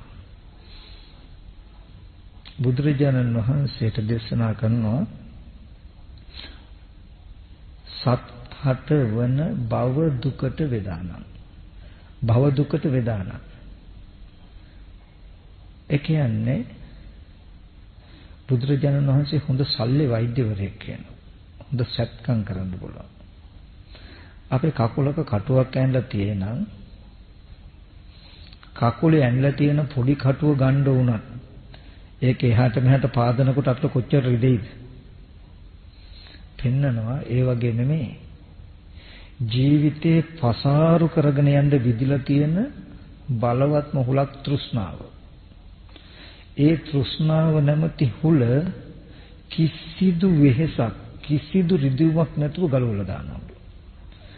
ඒ කියන්නේ දුව දරුවෝ ගෙවල් දොරවල් යාන වාහන ඉඩකඩම් විතර නෙමෙයි තමන්ගේ ජීවිතේ පවා. ඒවා බැඳිලා තියෙනවා නම් ඕගලන්ට කිසිදු වෙහෙසක් නැති වෙන විදිහට ඉබේම ඕගලන්ගේ ජීවිත ඒ බැඳීම් වලින් අයින් කරනවා. චුට්ටක්වත් දැනෙන්නේ නැහැ වෙහෙසක්. දැනෙන්නේ නැති විදිහට. ඒක උපායය. අනේකේහි උපායේහි නරදම්මේ දමේහිච. නොඑක් උපායන්ගෙන් මිනිසයන්ව দমনය කළා. පුරුෂ ධම්මසාරති අස්සය දක්ෂ අස්ත්‍යාචාරවරු අස්සය দমনය කරනවා වගේ හස්තාචාරවරු කියලා කියන්නේ අලින්ව দমনය කරනවා. පුරුෂයෝ দমনය කරන්න රියදුරෙක් වගේ කියලා පුරුෂ ධම්මසාරති කියන්නේ. හැබැයි හිතන්නේ නැතු. ඕගලන්ට gedara සිහි වෙනවද? දැන් මේ සිහි වෙන්නේ මනසින් ධර්මාරම්මණයක්ම සිහි කරගත්ත නේද කියලා ඕගොල්ලෝ සිහි කෙරුවොත් ඕකෙන් ඕගලන්ට දරුවා අයින් කරන දුක එනවද? gedara dora ඉඩකඩම් අයින් කරන දුක වෙහෙස එනවද? ඒ කාටවත් ඕගොල්ලෝ වෙනස කාටවත් අසාධාරණයක් කළා තියනවද? දැන් gedara සිහි වෙනවා කියන එක මනසෙන් උපන ධර්මාරම්මණයක් නේද කියලා හඳුනගන්න එක විතරයි කරන්නේ. ඕකෙන් ඕගොල්ලෝ කාටද කළ හිංසාව? කාටද කළ වැරද්ද? කළා තියනවද? නැහැ. ඒකෙන් කිසි දෙයක් අයින් කරන අපහසුකමක් තියෙද? නැහැ. උච්චරයි ඕනේ. අන්න ඒ වගේ ටිකක් ඕගොල්ලෝ කර ඉන්න. සියලු සංයෝජන බැඳුම් අයින් වෙලා ජීවිතේ සීත භූතෝස්මනි භූතෝ මම නියුනේ වෙමි සිසිල්ලුයේ වෙමි කියන තැනකට ජීවිතේපත් වෙලා තියෙන්නේ. කිසිදු කෙනෙකුට ඕගොල්ලෝ නිසාවත් දුකක් නොවන විදිහට එයා නිසා ඕගොල්ලන්ට දුකක් නොවන විදිහට ජීවිතය දැහැමිව සංයෝජනයෙන් මිදලා තියෙන්නේ. ඉතින් ඒ නිසා මේ ආයතන ටික එකට ගැට ගැසීමෙන් හැදෙන ලෝකයේ තුල දුක් විඳ මෙන්න මෙච්චරයි කියලා කියන්න බැරි තරම් කාලයක්. ඒ ටික පෙන්වන්න ශාස්ත්‍රුන් වහන්සේ නමක් හම්බ නොවුණු නිසා බුදුහාමුදුරු ලෝකේ පහළ වෙලා පෙන්වුවේ වෙන මොකුත් නෙමෙයි. ඔබෙත් මගේ ජීවිතය තුල හැමදාම එක තැනක පල් වෙන එකාකාරී ලෝකයක් හම්බ වෙන දැක්කපු දේම නැවත නැවත හම්බ වෙන මේ මානසික මට්ටම හැදෙන මෙන්න මේ ආයතන පටලැවිල්ල පෙන්වන්න විතරමයි බුදුරජාණන් වහන්සේ පහළ වෙන්නේ. ඔච්චරයි. හැබැයි කොච්චර අපේ සංයෝජනයේ බලවත්ද කියනවා නම් අද දවසේදී අපිට හිතන්නවත් ඉඩ දීලා නැහැ මේ මනෝ පරිච්ඡේදම්මේච උපජ්ජති මනෝ විඥානං කියන ටික හිතන්නවත් ඉඩ දීලා සිහි වෙලා ඒකට හිතින් කින් කළා එක්ක ඇලිලා එක්ක තරහ වෙලත් ඉවරයි අපි. එච්චර වේගයි අපේ කෙලෙස් වල ක්‍රියාකාරීත්වය. ඇත්ත. gedara කියලා දරුවා කියලා සිහි කරගන්න කම මනස ධර්මාරම්ම මනෝ විඥානය. ඒ ඇත්ත සිහි කරගන්නොත් අද ඉඩ නැහැ. ඒ සිහි කරගත්ත කෙනා හෝ දේ තියෙන දෙයක් වෙලා තියෙන දෙයක ඇලිලා ගැටලා ඉවරයි අපි. එච්චර වේගවත් කෙලෙස්. ඒ නිසා මෙන්න මේ ඇත්ත පෙන්නලා පෙනෙන දේ හිතෙන දෙයට හිතෙන දේ පෙනෙන දෙයට ඒ ආයතන දෙක ඇහෙන දෙයට ගැට ගහන්න නැතුව එතන හඳුන ගන්නකම විතර විශේෂයෙන්ම මන ආයතනය අල්ල ගන්නට ඕනේ. මේ සිහිය නෝන යොදා ගන්නට ඕනේ. කිසිම වෙලාවක ඇහැයි කනයි අතර නාසයයි ඇහැයි අතර මේ ආයතනයක අතර සම්බන්ධතාවක් නැහැ. ඇහෙන් යමක් දැක්කට පස්සේ ඒක මනෝ විඥාණයට ගිහිල්ලා මනෝ විඥානය හරහම යාපහුව අනිත් ආයතනයට සම්බන්ධ වෙනවා. මනෝ විඥානය කියන තැනින් අල්ලගන්න අපිට සිහි නොවන නම් ආයතන ටික ඒකාබද්ධ වෙච්ච ලෝකේ නැවෙන්නේ නැහැ. අපි දුරකථන දෙකක් තිබුණොත් දැන් මං අතේ තියෙනවා මේන ස්වාමීන් වහන්සේලා අතේ තිබුණොත් කොච්චර ළඟද? මම මේ ෆෝන් එකට කෝල් එකක් ගත්තොත් කොච්චර ළඟ වුණත් මේ ෆෝන් එකේ කෝල් එක අරකට එන්නේ. කෙලින්ම දුරකථන මධ්‍යස්ථානටම ගිහිල්ලා එතනින්ම එනවා මිසක. ඒ නිසා යාට පුළුවන් ඕන එකක් පරිහරණය කරන්න අපි දෙන්න අතර කෝල් ගන්න එක ඕ නැති එක ඒ ආයතනෙට පුළුවන් පාලනය කරන්න. මොකද ඒ හරහා අපිට මේ හැම සම්බන්ධයක්ම කරන්න වෙන්නේ. ආයතනයේ සම්බන්ධය නැතුව අපිට දුරකථනයේ හරහා එකෙන්කට සම්බන්ධ වෙන්න තිබුණේ නම් ආයතනෙට කිසි දෙයක් කරගන්න පුළුවන්කම ලැබෙන්නේ. ඒ වගේ මෙච්චර ළඟ තිබුණා. ඇහැයි නාසයයි කනයි නාසය මේ ආයතන වලට මුඛ කාණ්ඩ බෑ. ඔක්කොම පෙනෙන දේ ගැන හිතන්න හෝ පෙනෙන දේ ඇහෙන ශබ්දයට බඳින්න හෝ ශබ්ද ඇහෙන දේ බලන්න යන්න හෝ නම් මන ආයතනේ හරහම තමයි තියෙන්නේ. එතන අල්ලගත්තොත් දුරකථන මධ්‍යස්ථානයේ වැඩට ගියොත් හරි මේ ඔක්කොම දුරකථන ටික පාලනය කරන්න පුළුවන්. ලක්ෂ කෝටි ගණන් තිබුණත් එක බොත්තම ඔබන්න පුළුවන් ඔක්කොම අක්‍රිය වෙන්න එක බොත්තම ඔක්කොම සක්‍රිය කරන්න පුළුවන්. පුළුවන්ද බැයිද? පුළුවන්. ඒ වගේ ආයතන 6ක 6 ඇතුළේ කොච්චර නිමිති තිබුණත් එක බොත්තම ඔක්කොම සක්‍රිය කරන්න පුළුවන් අක්‍රිය කරන්න පුළුවන්. මන ආයතන. ඉතින් ඒ වගේ හැම වෙලාවෙම අතීත මරුණු අතීතයේ සිහි කරන સિદ્ધාන්ත මනෝමමයි. පංචායතනෙට ඇහැ කන දිව නාසය ශරීරය කියන පංචායතනෙට අතීතයේ සිහි කරන්න බෑ. නූපන්න අනාගතේ හෙට තව ටිකකින් හෝ මොනවා හරි කරන හැම දෙයක්ම අනාගතේ මනෝමමයි. ඇහැ කන දිව නාසය ශරීරය කියන පංචායතනෙට බෑ. පංචායතනේ පිරිසිදු වර්තමානයක් මන ආයතනයට වර්තමානයේ තියෙන දෙයක සම්බන්ධ වෙන්න පුළුවන් අතීතයට පුළුවන් අනාගතයට පුළුවන්. විඥානයේ මායාවක් කියලා කියන්නේ. මෙයා තමයි ඔක්කොම වන්නේ. ඉතින් මම ඔයගලන්ට මතක් කරන්නේ මේ දීර්ඝ සංසාරේ මෙච්චර එමෙයට දිවෙන සැරිසරන විදිහේ කර්ම රැස්ුනේ කර්ම රැස් කළේ මෙන්න මේ අවිද්‍යාවෙන්. මම කර්ම රැස් කළා නෙමෙයි අපි කර්ම රැස් කරනවා නෙමෙයි අවිද්‍යාව පත්‍ය සංඛාරා. අවිද්‍යාවයි මේ කර්ම රැස් වෙන්න හේතුව ප්‍රත්‍ය. අවිද්‍යාව කියන පුද්ගලයෙක්ද?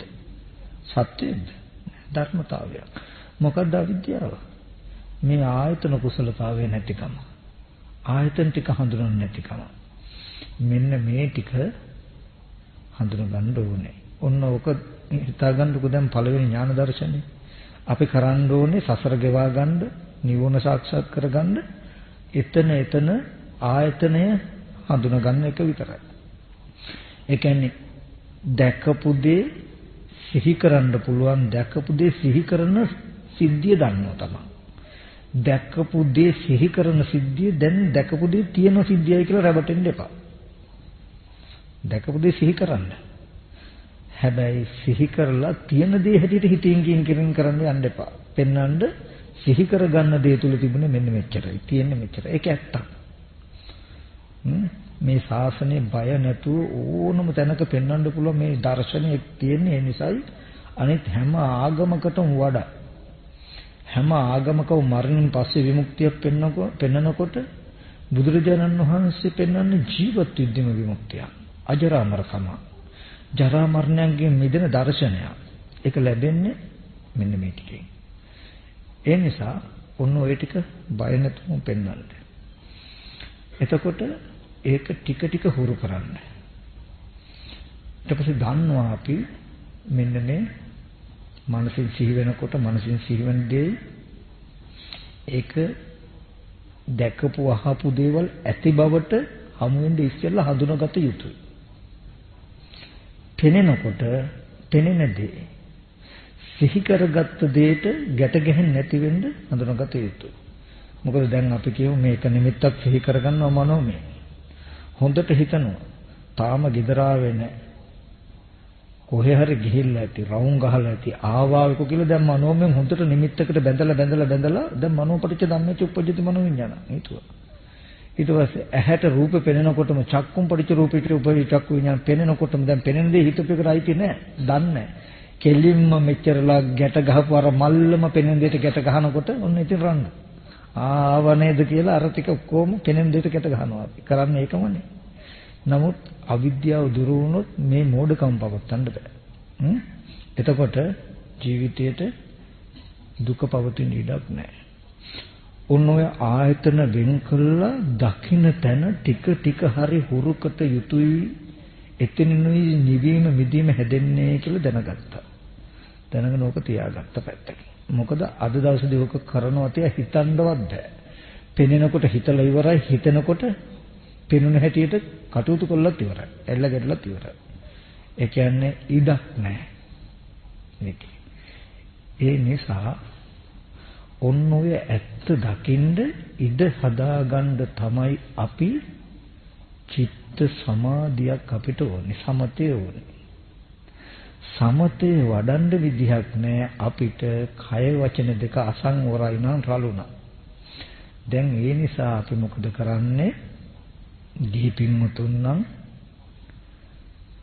නිත්‍ය පංචශීලයකත් එක්ක ආජීවට්ටම සීලයක ඒ වගේම උපෝසත සීලයක පිළිතලා කය වචන දෙක පුළුවන් තරම් සංවර කරගන්නවා.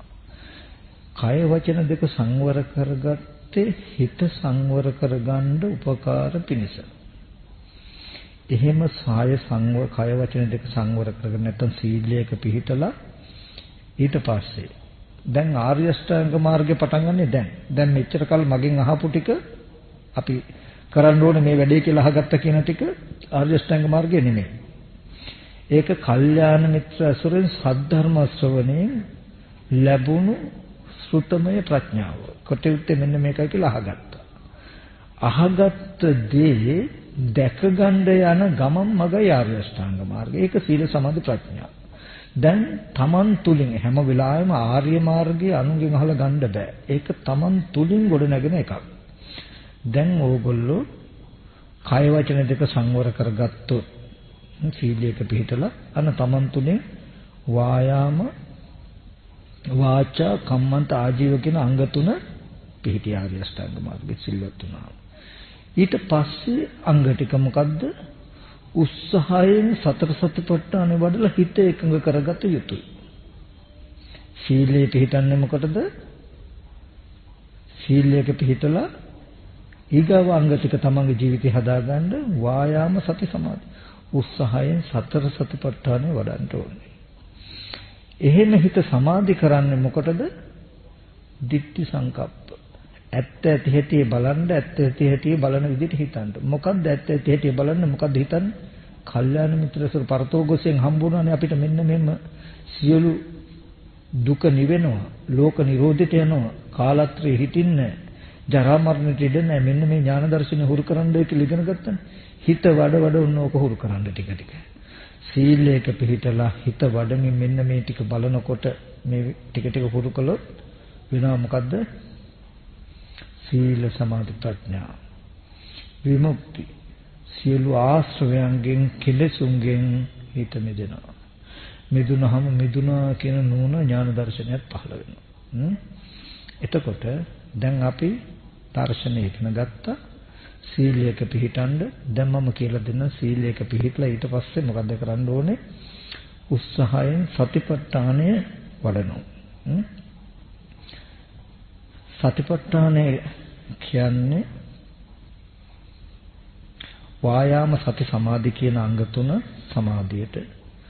සමාධිය කියලා කියන්නේ සමතය කියලා කියන්නේ හිත එක්තැන් කරන, තැම්පත් කරන, නතර කරන දෙයට. ඒ කියන්නේ හිතේ කතා කරන සිතුවිලි අඩු කරලා අරමුණු වල වේගය අඩු කරනවා.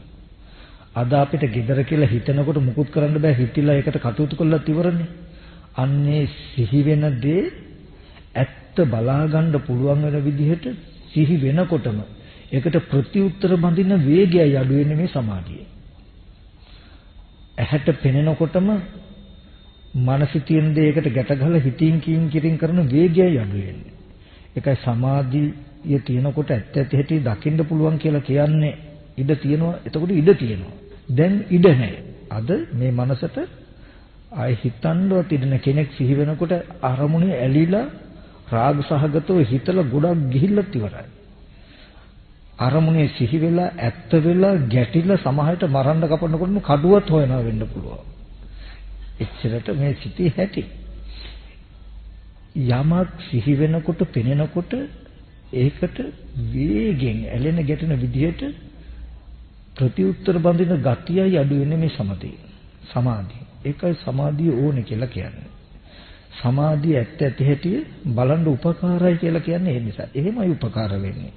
අද ඇත්ත ඇති හැටි බලන්න උපකාර නැහැ. සමාධිය නැති හින්දා බලන්න බෑ. බලන්න ඉඩ නැහැ.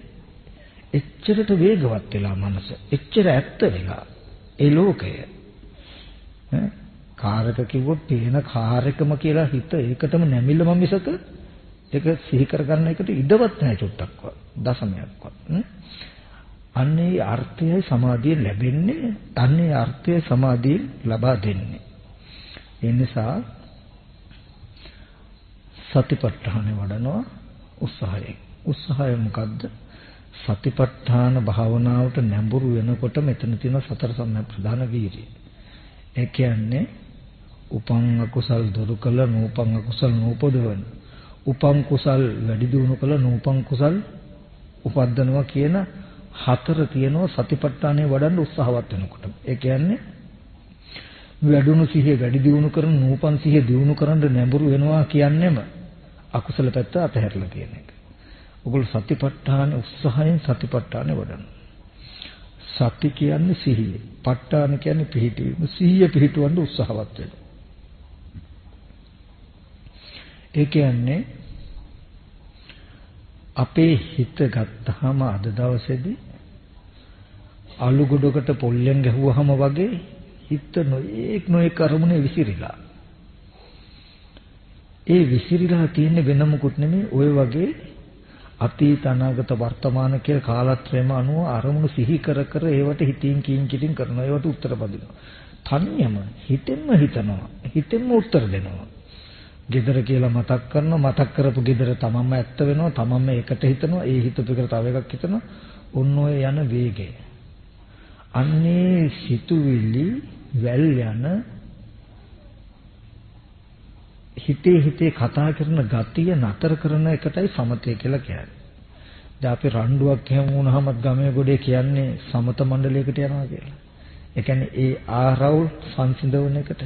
මේ හිතේ තියෙන රණ්ඩුව ආරවුල අඩු වෙන්නේ අඩු වෙලා මේ ඇත්ත දකින්න ඉඩ ලැබෙන්නේ මේ සමතේකින්.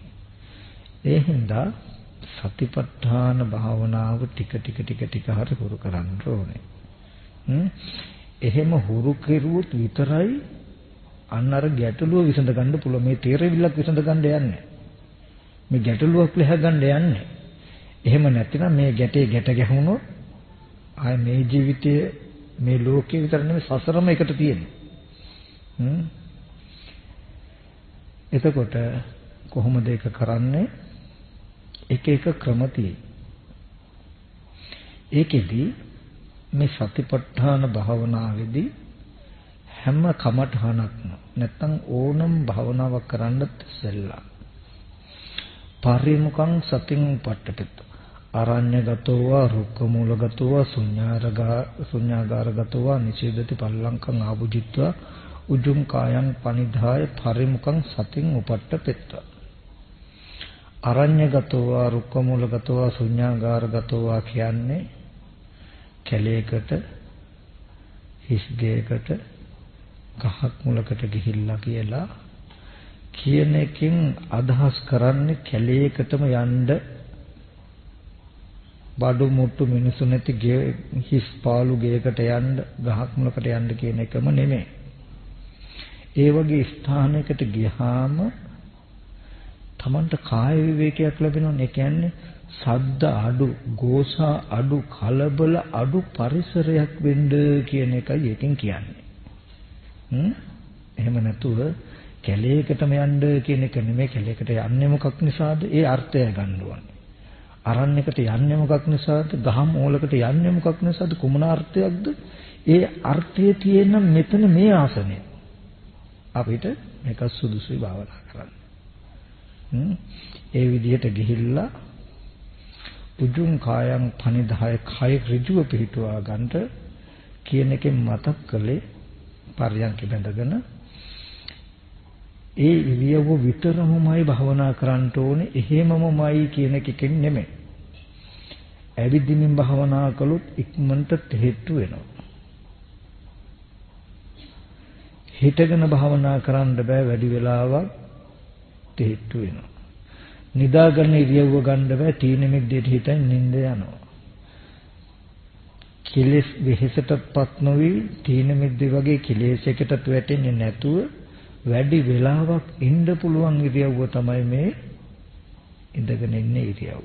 ඒ නිසා මෙතනදී තථාගතයන් වහන්සේ කමඨහනකට සුදුසු ප්‍රදේශ පෙන්වනවා මිසක අනිත් ඒවා බෑ කියන එකකින් ඒක කිව්වා නෙමෙයි. බෑ කිව්වා නෙමෙයි. අනිත් ඉරියව් වලන යම් මට්ටම පුළුවන්. සුදුසුම දේ මතක් කළා. පරිමුඛං සතෙන් උපට්ඨපෙත්වා කියනකොට කතම් පරිමුඛං නාසිකග්ගේවා මොක නිමෙත්තේ නාසයේ කෙළවර හෝ තොල් දෙක ළඟ අයං සති උපට්ඨිතා හෝති සුපට්ඨිතා මේ සිහිය පිහිටියේ වේ මනාව පිහිටියේ වේ. එතකොට ඒ විදිහට කාය විවේකයේ හදාගෙන හොඳට පහසුවෙන් වැඩි වෙලාවක් ඉන්න පුළුවන් විදිහට ඉඳගෙන නාසය ළඟ හෝ තොල් දෙක ළඟ සිහිය පිහිටුවා ගන්න. ඔන්න සතිපට්ඨානෙ සිහිය පිහිටුවන හැටි පෙන්වනවා. අයං සති උපට්ඨිතා හෝති සුපට්ඨිතා. මේ ආනාපාන සතියට විතරක් නෙමෙයි හැම කමඨහනකටම. එතන ඉඳලා බුදුරජාණන් වහන්සේ හැම කමඨහනක්ම පුනච පරම්පික වේ. නැවතද අනිකක් කියමු නැවතද අනිකක් කියමු කියලා දේශනා කළා මිසක මොකද නිධානය එකමයි. නාසිකග්ගේවා මුඛ නිමිත්තේ කියන නාසය තොල් දෙකයි කියන දෙකම පෙන්වන්නේ චරිතනානත්වය මත. කෙනෙකුට නාසය ඇති බව හොඳට වැටහෙනවා. එතන හිත තියාගන්න පුළුවන්. කෙනෙකුට තොල් දෙක ඇති බව හොඳට වැටහෙනවා. එතන හිත තියාගන්න පුළුවන්. ඒ නිසා මේ සිහිය පිහිටුවා ගන්න එකේ තොල් දෙක ගාවද උඩ තොලේද යට තොලේද කටේ මැදද කෙරෝලේද නාසයේ අගද නහසේ මැදද කියලා මේ නිමිත්ත කෙසේද කියන තැනකින් ඕගලන්ට අදහස් හිතෙන්න පුළුවන්. ඒ හින්දා ඕගොල්ලෝ අර්ථයෙන් ගන්න.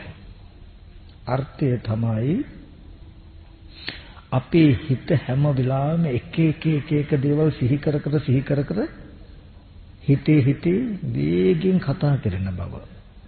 මෙන්න මේ හිතේ එක දේවල් හිත කතා කරන ගතිය නවත්තන්න හිත එක තැනක තබා ගන්න උපකාරක ධර්මයකුයි මේ නිමිත්ත. මේකෙන් කරන්නේ එක දේවල් හිතෙන්න බැරි විදිහට එකම දෙයක් දැනුම් සහගත බවක ඉඳ සැලැස්වීමයි හිතට.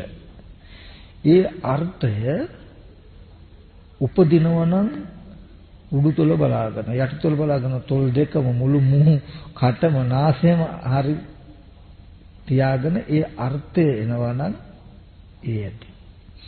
ඒකෙන් මම කිව්වේ සමහර අය අහනවා ආම්දුන හරියට මේ නහය කිරෝලම මට අහුවෙන්නේ මේ නහය අනිත් එක නම් තේරෙනවා කියලා. තොල් දෙකේ මේ මෙතනම හුලම් වදින තැනම අහුවෙන්නේ අනිත් හරිය නම් තේරෙනවා කියලා. නමුත් මෙතනදී අපිට ඕනේ මේ කරන්න හදන්නේ හිත එක එක දේවල් සිහි කරන එක නතර කරන්න.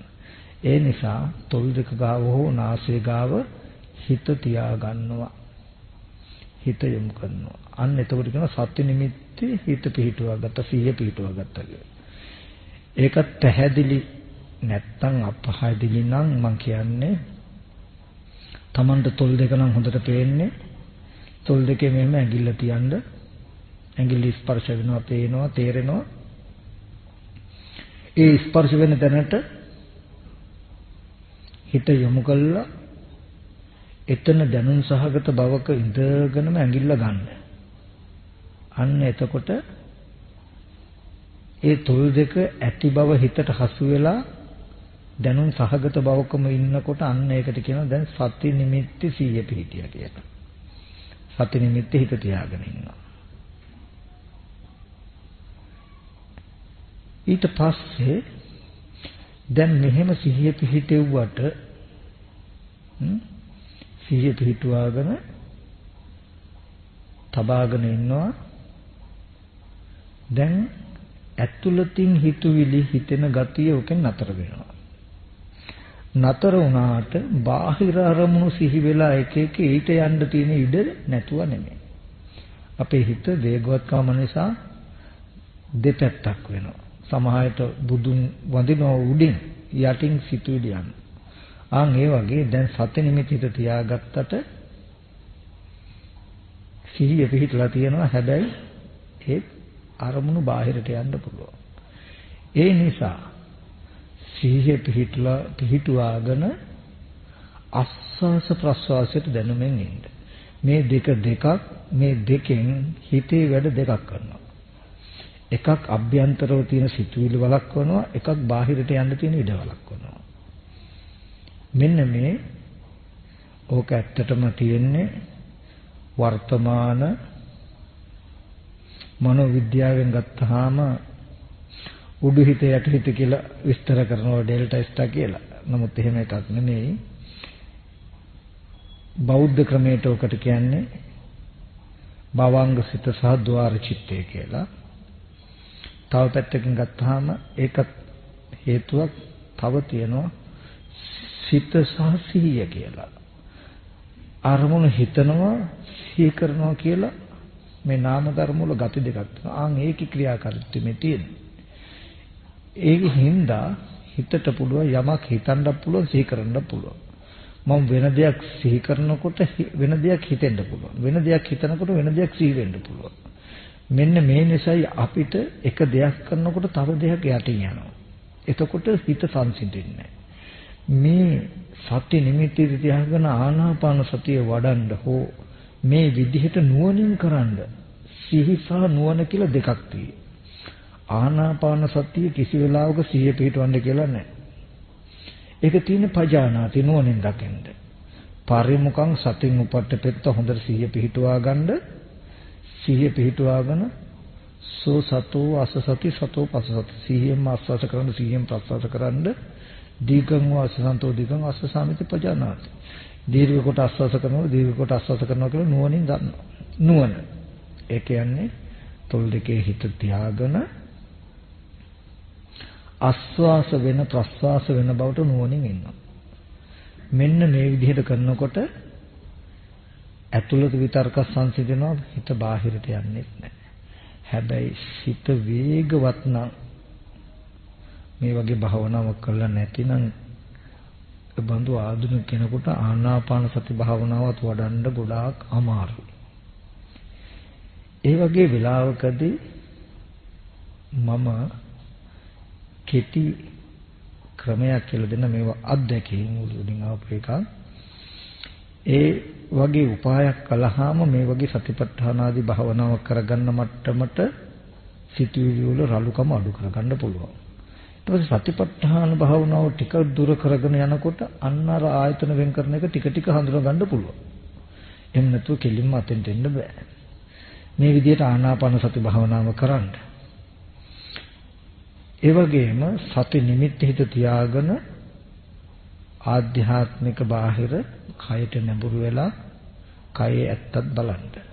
කුණුප කොටස් වශයෙන් හෝ ද්වත්ින්සාකාර වශයෙන් හෝ ධාතු වශයෙන් හෝ බලන්න.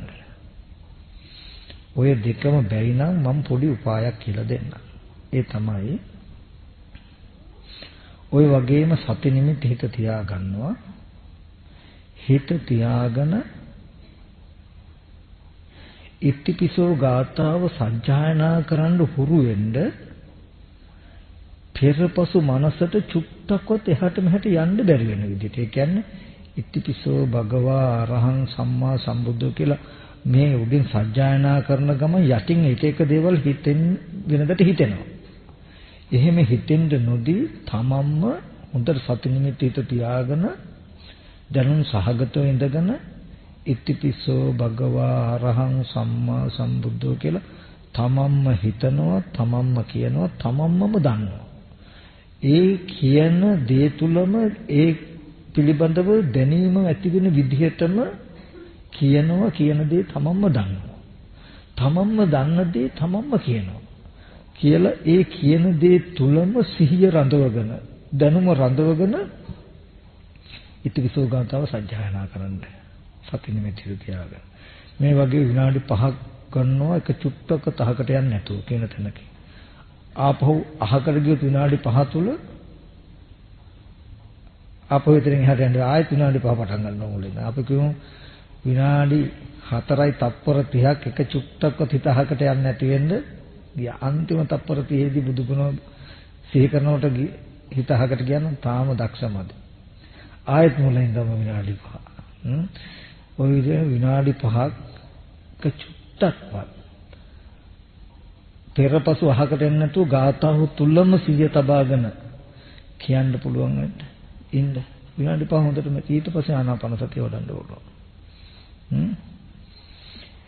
අන්න ඒ වගේ කරන්ද මෙන්න මේ විදිහට එක තැනක ඉඳගෙන සති නිමිති ආනාපාන සතිය වඩන්න. එපා වෙන්න දෙන්න එපා.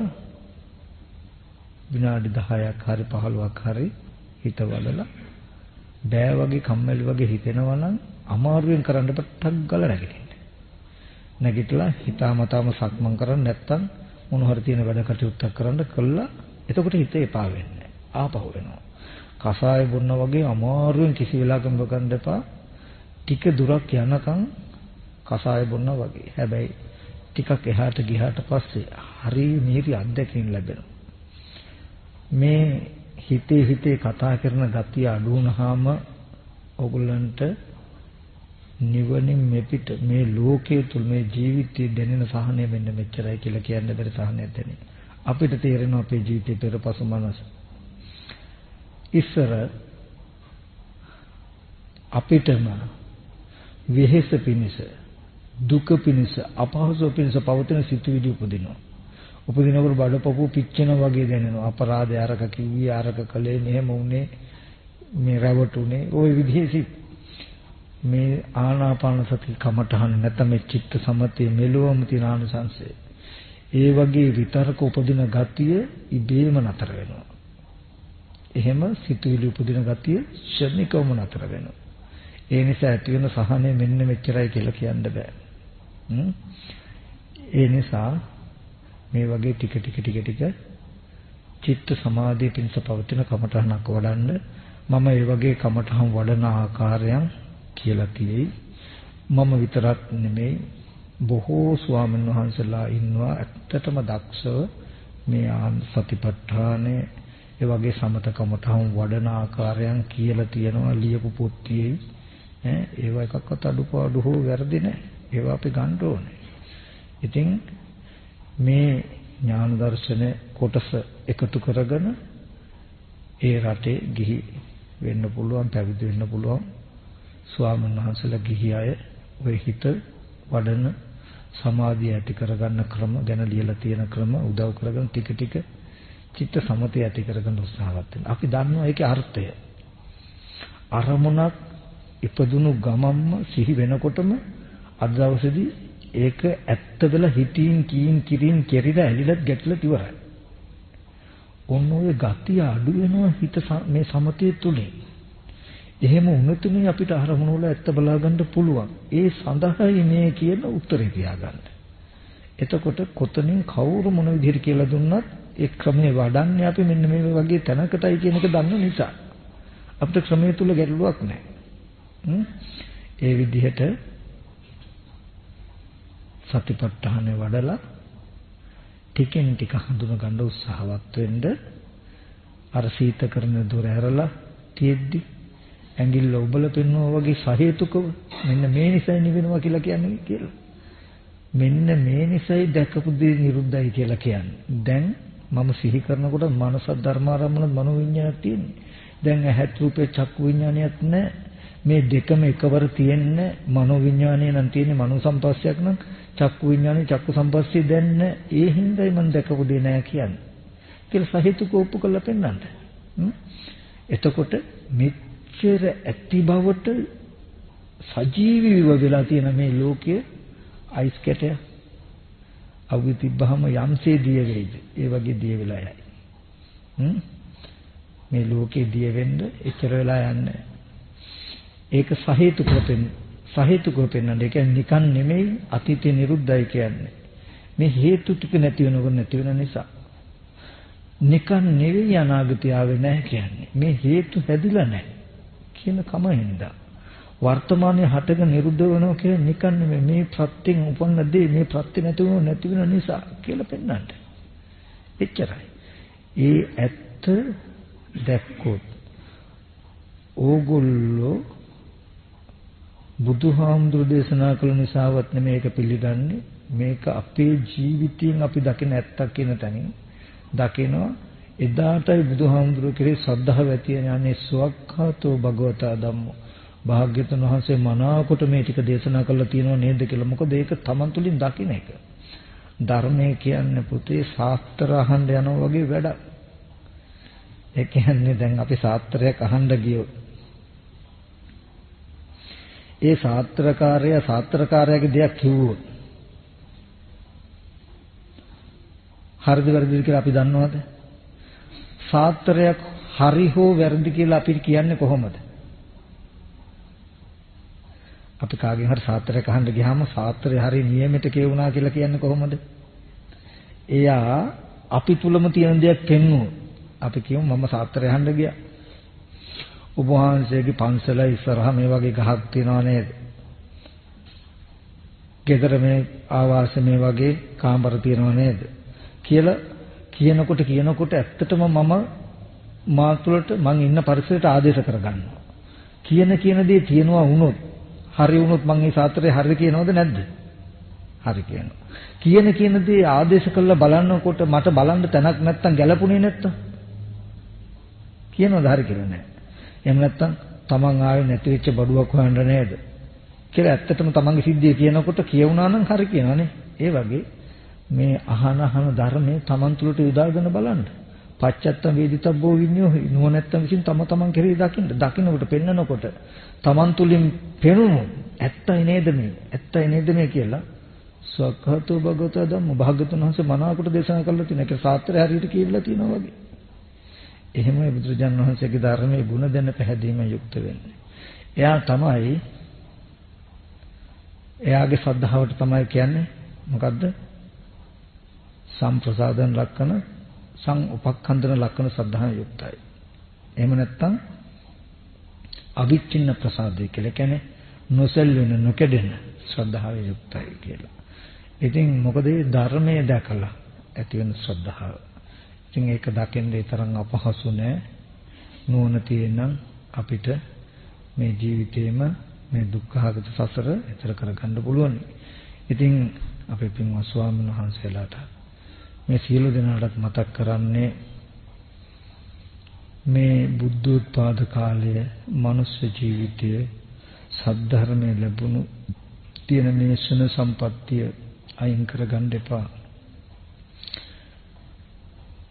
සරියුත් මහ රහතන් වහන්සේ කියන්නේ මේ ශාසනයේ ධර්මසේනාධිපති වහන්සේ ඒ සරියුත් මහ රහතන් වහන්සේ පිරිනොම් පාන්න යන්නේ සැලවෙලා අපි හැමදෙනාම නියෝජනය කරමි. එදා ඒ මහ සංඝ රත්නය ආරමුණු කරමින් ප්‍රකාශයක් ප්‍රකාශ කරනවා. උභේන මිදම් මරණමේව නාමරණම් පච්චාවා පුරේවා පටිපජ්ජත මා විනස්සත කනෝවා මා උපජ්ජගාති. උභේන මිදම් මරණමේව දෙපසින්ම මරණයයි. නාමරණං පුරේවා පච්චාවා පුරේවා නොමැරීමක් පෙරවත් පසුවත් නැහැ. පටිපජ්ජත මේ ධර්මයේ හැසිරෙන්න මා විනස්සත විනාශ වෙන්න එපා. කනෝවා මා උපජ්ජගාති. ක්ෂණ සම්පත්තිය ඉක්මවා ගන්න එපා කියලා මතක් කළා. උභේන මිදම් මරණමේව දෙපසින් මරණය මැරිලා උපන්න ඉපදලා මැරෙනවා. නොමැරීමක් පෙරවත් පසුවත් නැහැ. ඒ හින්දා ඒ සරියුත් මහ රහතන් වහන්සේගේ අවවාදයක් මතක් කරමින් මේ ක්ෂණ සම්පත්තිය වර්ධවා ගන්නට එපා. දීර්ඝ සසරේ බොහෝ දුක් කැමති වෙන්න එපා. සසර ගොඩාක් කල් යන්ට හදන කෙනෙක් වෙන්න එපා. ඇස් ඇතුව නුවණ ඇතුව ලැබපු ජීවිතේ පරිහරණය කළා අහිංසක ලෝකයාගෙත් ඇස් දෙක පාදලා මේ කෙටි කාලෙන් ප්‍රයෝජනයක් ගන්න බුද්ධිමත් වෙන්න ඒ සඳහා හැම දිනාටම මේ දේශනාව හේතුපනිශ්‍ය වේවා කියලා ආශිර්වාද. හොඳයි එහෙනම් කල්පනා කරගන්න මේ සීල ආකාරයෙන් පහල කරගත්තා මේ සියලුම කුසල් ලෝක්‍ය සම්බුද්ධ ශාසනයක් මේ පින්වත්තුන්වත් මේ සියලු දෙනා ආරක්ෂා කරන ශාසන මාමුකෂ්ඨකාරක සීල දෙවියෝ මේ පින් අනුමෝදන් වෙත්වා. දෙවියන්ගේ දිවිසුර වඩා වර්ධනය කරගනිමින් දිව්‍යපතන බෝධියකින් උතුම් නිවන සැනසෙත්වා කියන අදහසෙන් අපි දෙවියන්ට පින් අනුමෝදන් කරමු. ආකාසට්ඨා ච බුම්මට්ඨා දේවානාගම පුඤ්ඤන්තං අනුමෝදිत्वा චිරන් රක්칸තු බුද්ධ ශාසනං. ආකාසට්ඨා ච බුම්මට්ඨා දේවානාගම පුඤ්ඤන්තං අනුමෝදිत्वा චිරන් රක්칸තු බුද්ධ ශාවකං. ආකාසට්ඨා ච බුම්මට්ඨා දේවානාගම පුඤ්ඤන්තං අනුමෝදිत्वा චිරන් රක්ඛන්තු දේශනං. ඒ වගේම කිසිරු දිනාම සිද්ධ කරගත්තා මේ සියලුම කුසල ධර්මයන් අපේ පින්වත් ස්වාමීන් වහන්සේලා වරක් ප්‍රමුඛ පූජනීය මහා සංඝරත්නයට අපි අනුමෝදන් වෙත්වා. පින්වත් ස්වාමීන් වහන්සේලා නිදුක් වෙත්වා නිරෝගී වෙත්වා සුවපත් වෙත්වා. ඒ වගේම කරන කින ශාසන මාමක කටයුතු දියුණු කරගන්නට මේ කුසල් හේතු පාරමී වේවා. ප්‍රාර්ථනීය බෝධියකින් උතුම් නිවන සැනසෙත්වා කියලා අපි පින්වත්සමු. ඒ වගේම අපි සියලු දෙනාගේ ශාසන ඥාතිත්වයෙන් අපවත් වේවදාල ගුරු දේවෝත්තමයන් වහන්සේලාත් ඒ වගේම දෙමාපිය ගුරු ආදී මේ පරිලෝකීය සියලු දෙනාම සිහිපත් කරනවා. ඒ වගේම මේ විශ්වවිද්‍යාල භූමියේ මේ දරුවන්ගේ මේ පරිලෝකීය වර්ග પરම්පරාගත ඥාතීන්ද මෙතෙන්ට සහ සම්බන්ධ වෙච්ච සියලු දෙනාගේ කලුරිය කලාව ඥාතීන් සියලු දෙනාම සිහිපත් කරගන්නට අපි සියලු දෙනාම සිද්ධ කරගත්තා සියලු කුසල් මියගේ ඥාතීන්ට අපි අනුමෝදන් වෙත්වා. ඥාතීන් දුකක සිටිනන් දුකෙන් අත මිදෙසපත් භාගයටපත් වීමෙන් ඒ අයද ප්‍රාර්ථනීය බෝධියකින් උතුම් නිවන සැනසෙත්වා කියන අදහස ඥාතීන්ට පින් අනුමෝදන් කරමු. ඉදම්මේ ඥාතීනං හෝතා හොන්තු ඥාතයෝ ඉදම්මේ ඥාතීනං හෝතු සුඛිතා හොන්තු. ඉදම්මේ ඥාතීනං හෝතු සුඛිතා හොන්තු ඥාතයෝ. ඒ වගේම මේ පින්වත් සියලුම දෙනාට මේ සත්ක්‍රියාව සිද්ධ කරගන්නට එන්නේ ඉඩ අවස්ථාව සලසලා ඉන්නට නැහැකෝ ගෙවල් දොරවල් යම් තාක් සිටිනං ඒ සෑම දිනකටත් මේ පින්වත් සියලුම දෙනාට පින් අනුමෝදන් වූ දෙවියන්ගේ දේව ආශිර්වාදයෙන් තුන්වන් සතු අනන්ත ගුණ බලයෙන් මේ පුණ්‍ය ශක්තිය බලයෙන් මේ සෑම දිනාගේ මෙලොව ජීවිතවලට ඇතිවන්නා වූ ලෙඩ දුක් කරදර බාධක අපලෝපද්‍ර දුරු වේවා. කරන කියන යහපත් අදහස් සියල්ල සමුද්ද වේවා සාර්ථක වේවා. බුදුපසේ බුදුමහරහතන් වහන්සේලා නිවී සැනසී පැමිණ වැඩවදාලා වූ උතුම් වූ අජරාමර නිර්වාණ සම්පත්තිය සාක්ෂාත් කරගන්නට මෙම කුසල ධර්මයන් උතුම් නිවන් පිණිස පාරමිතාවක් වේවා.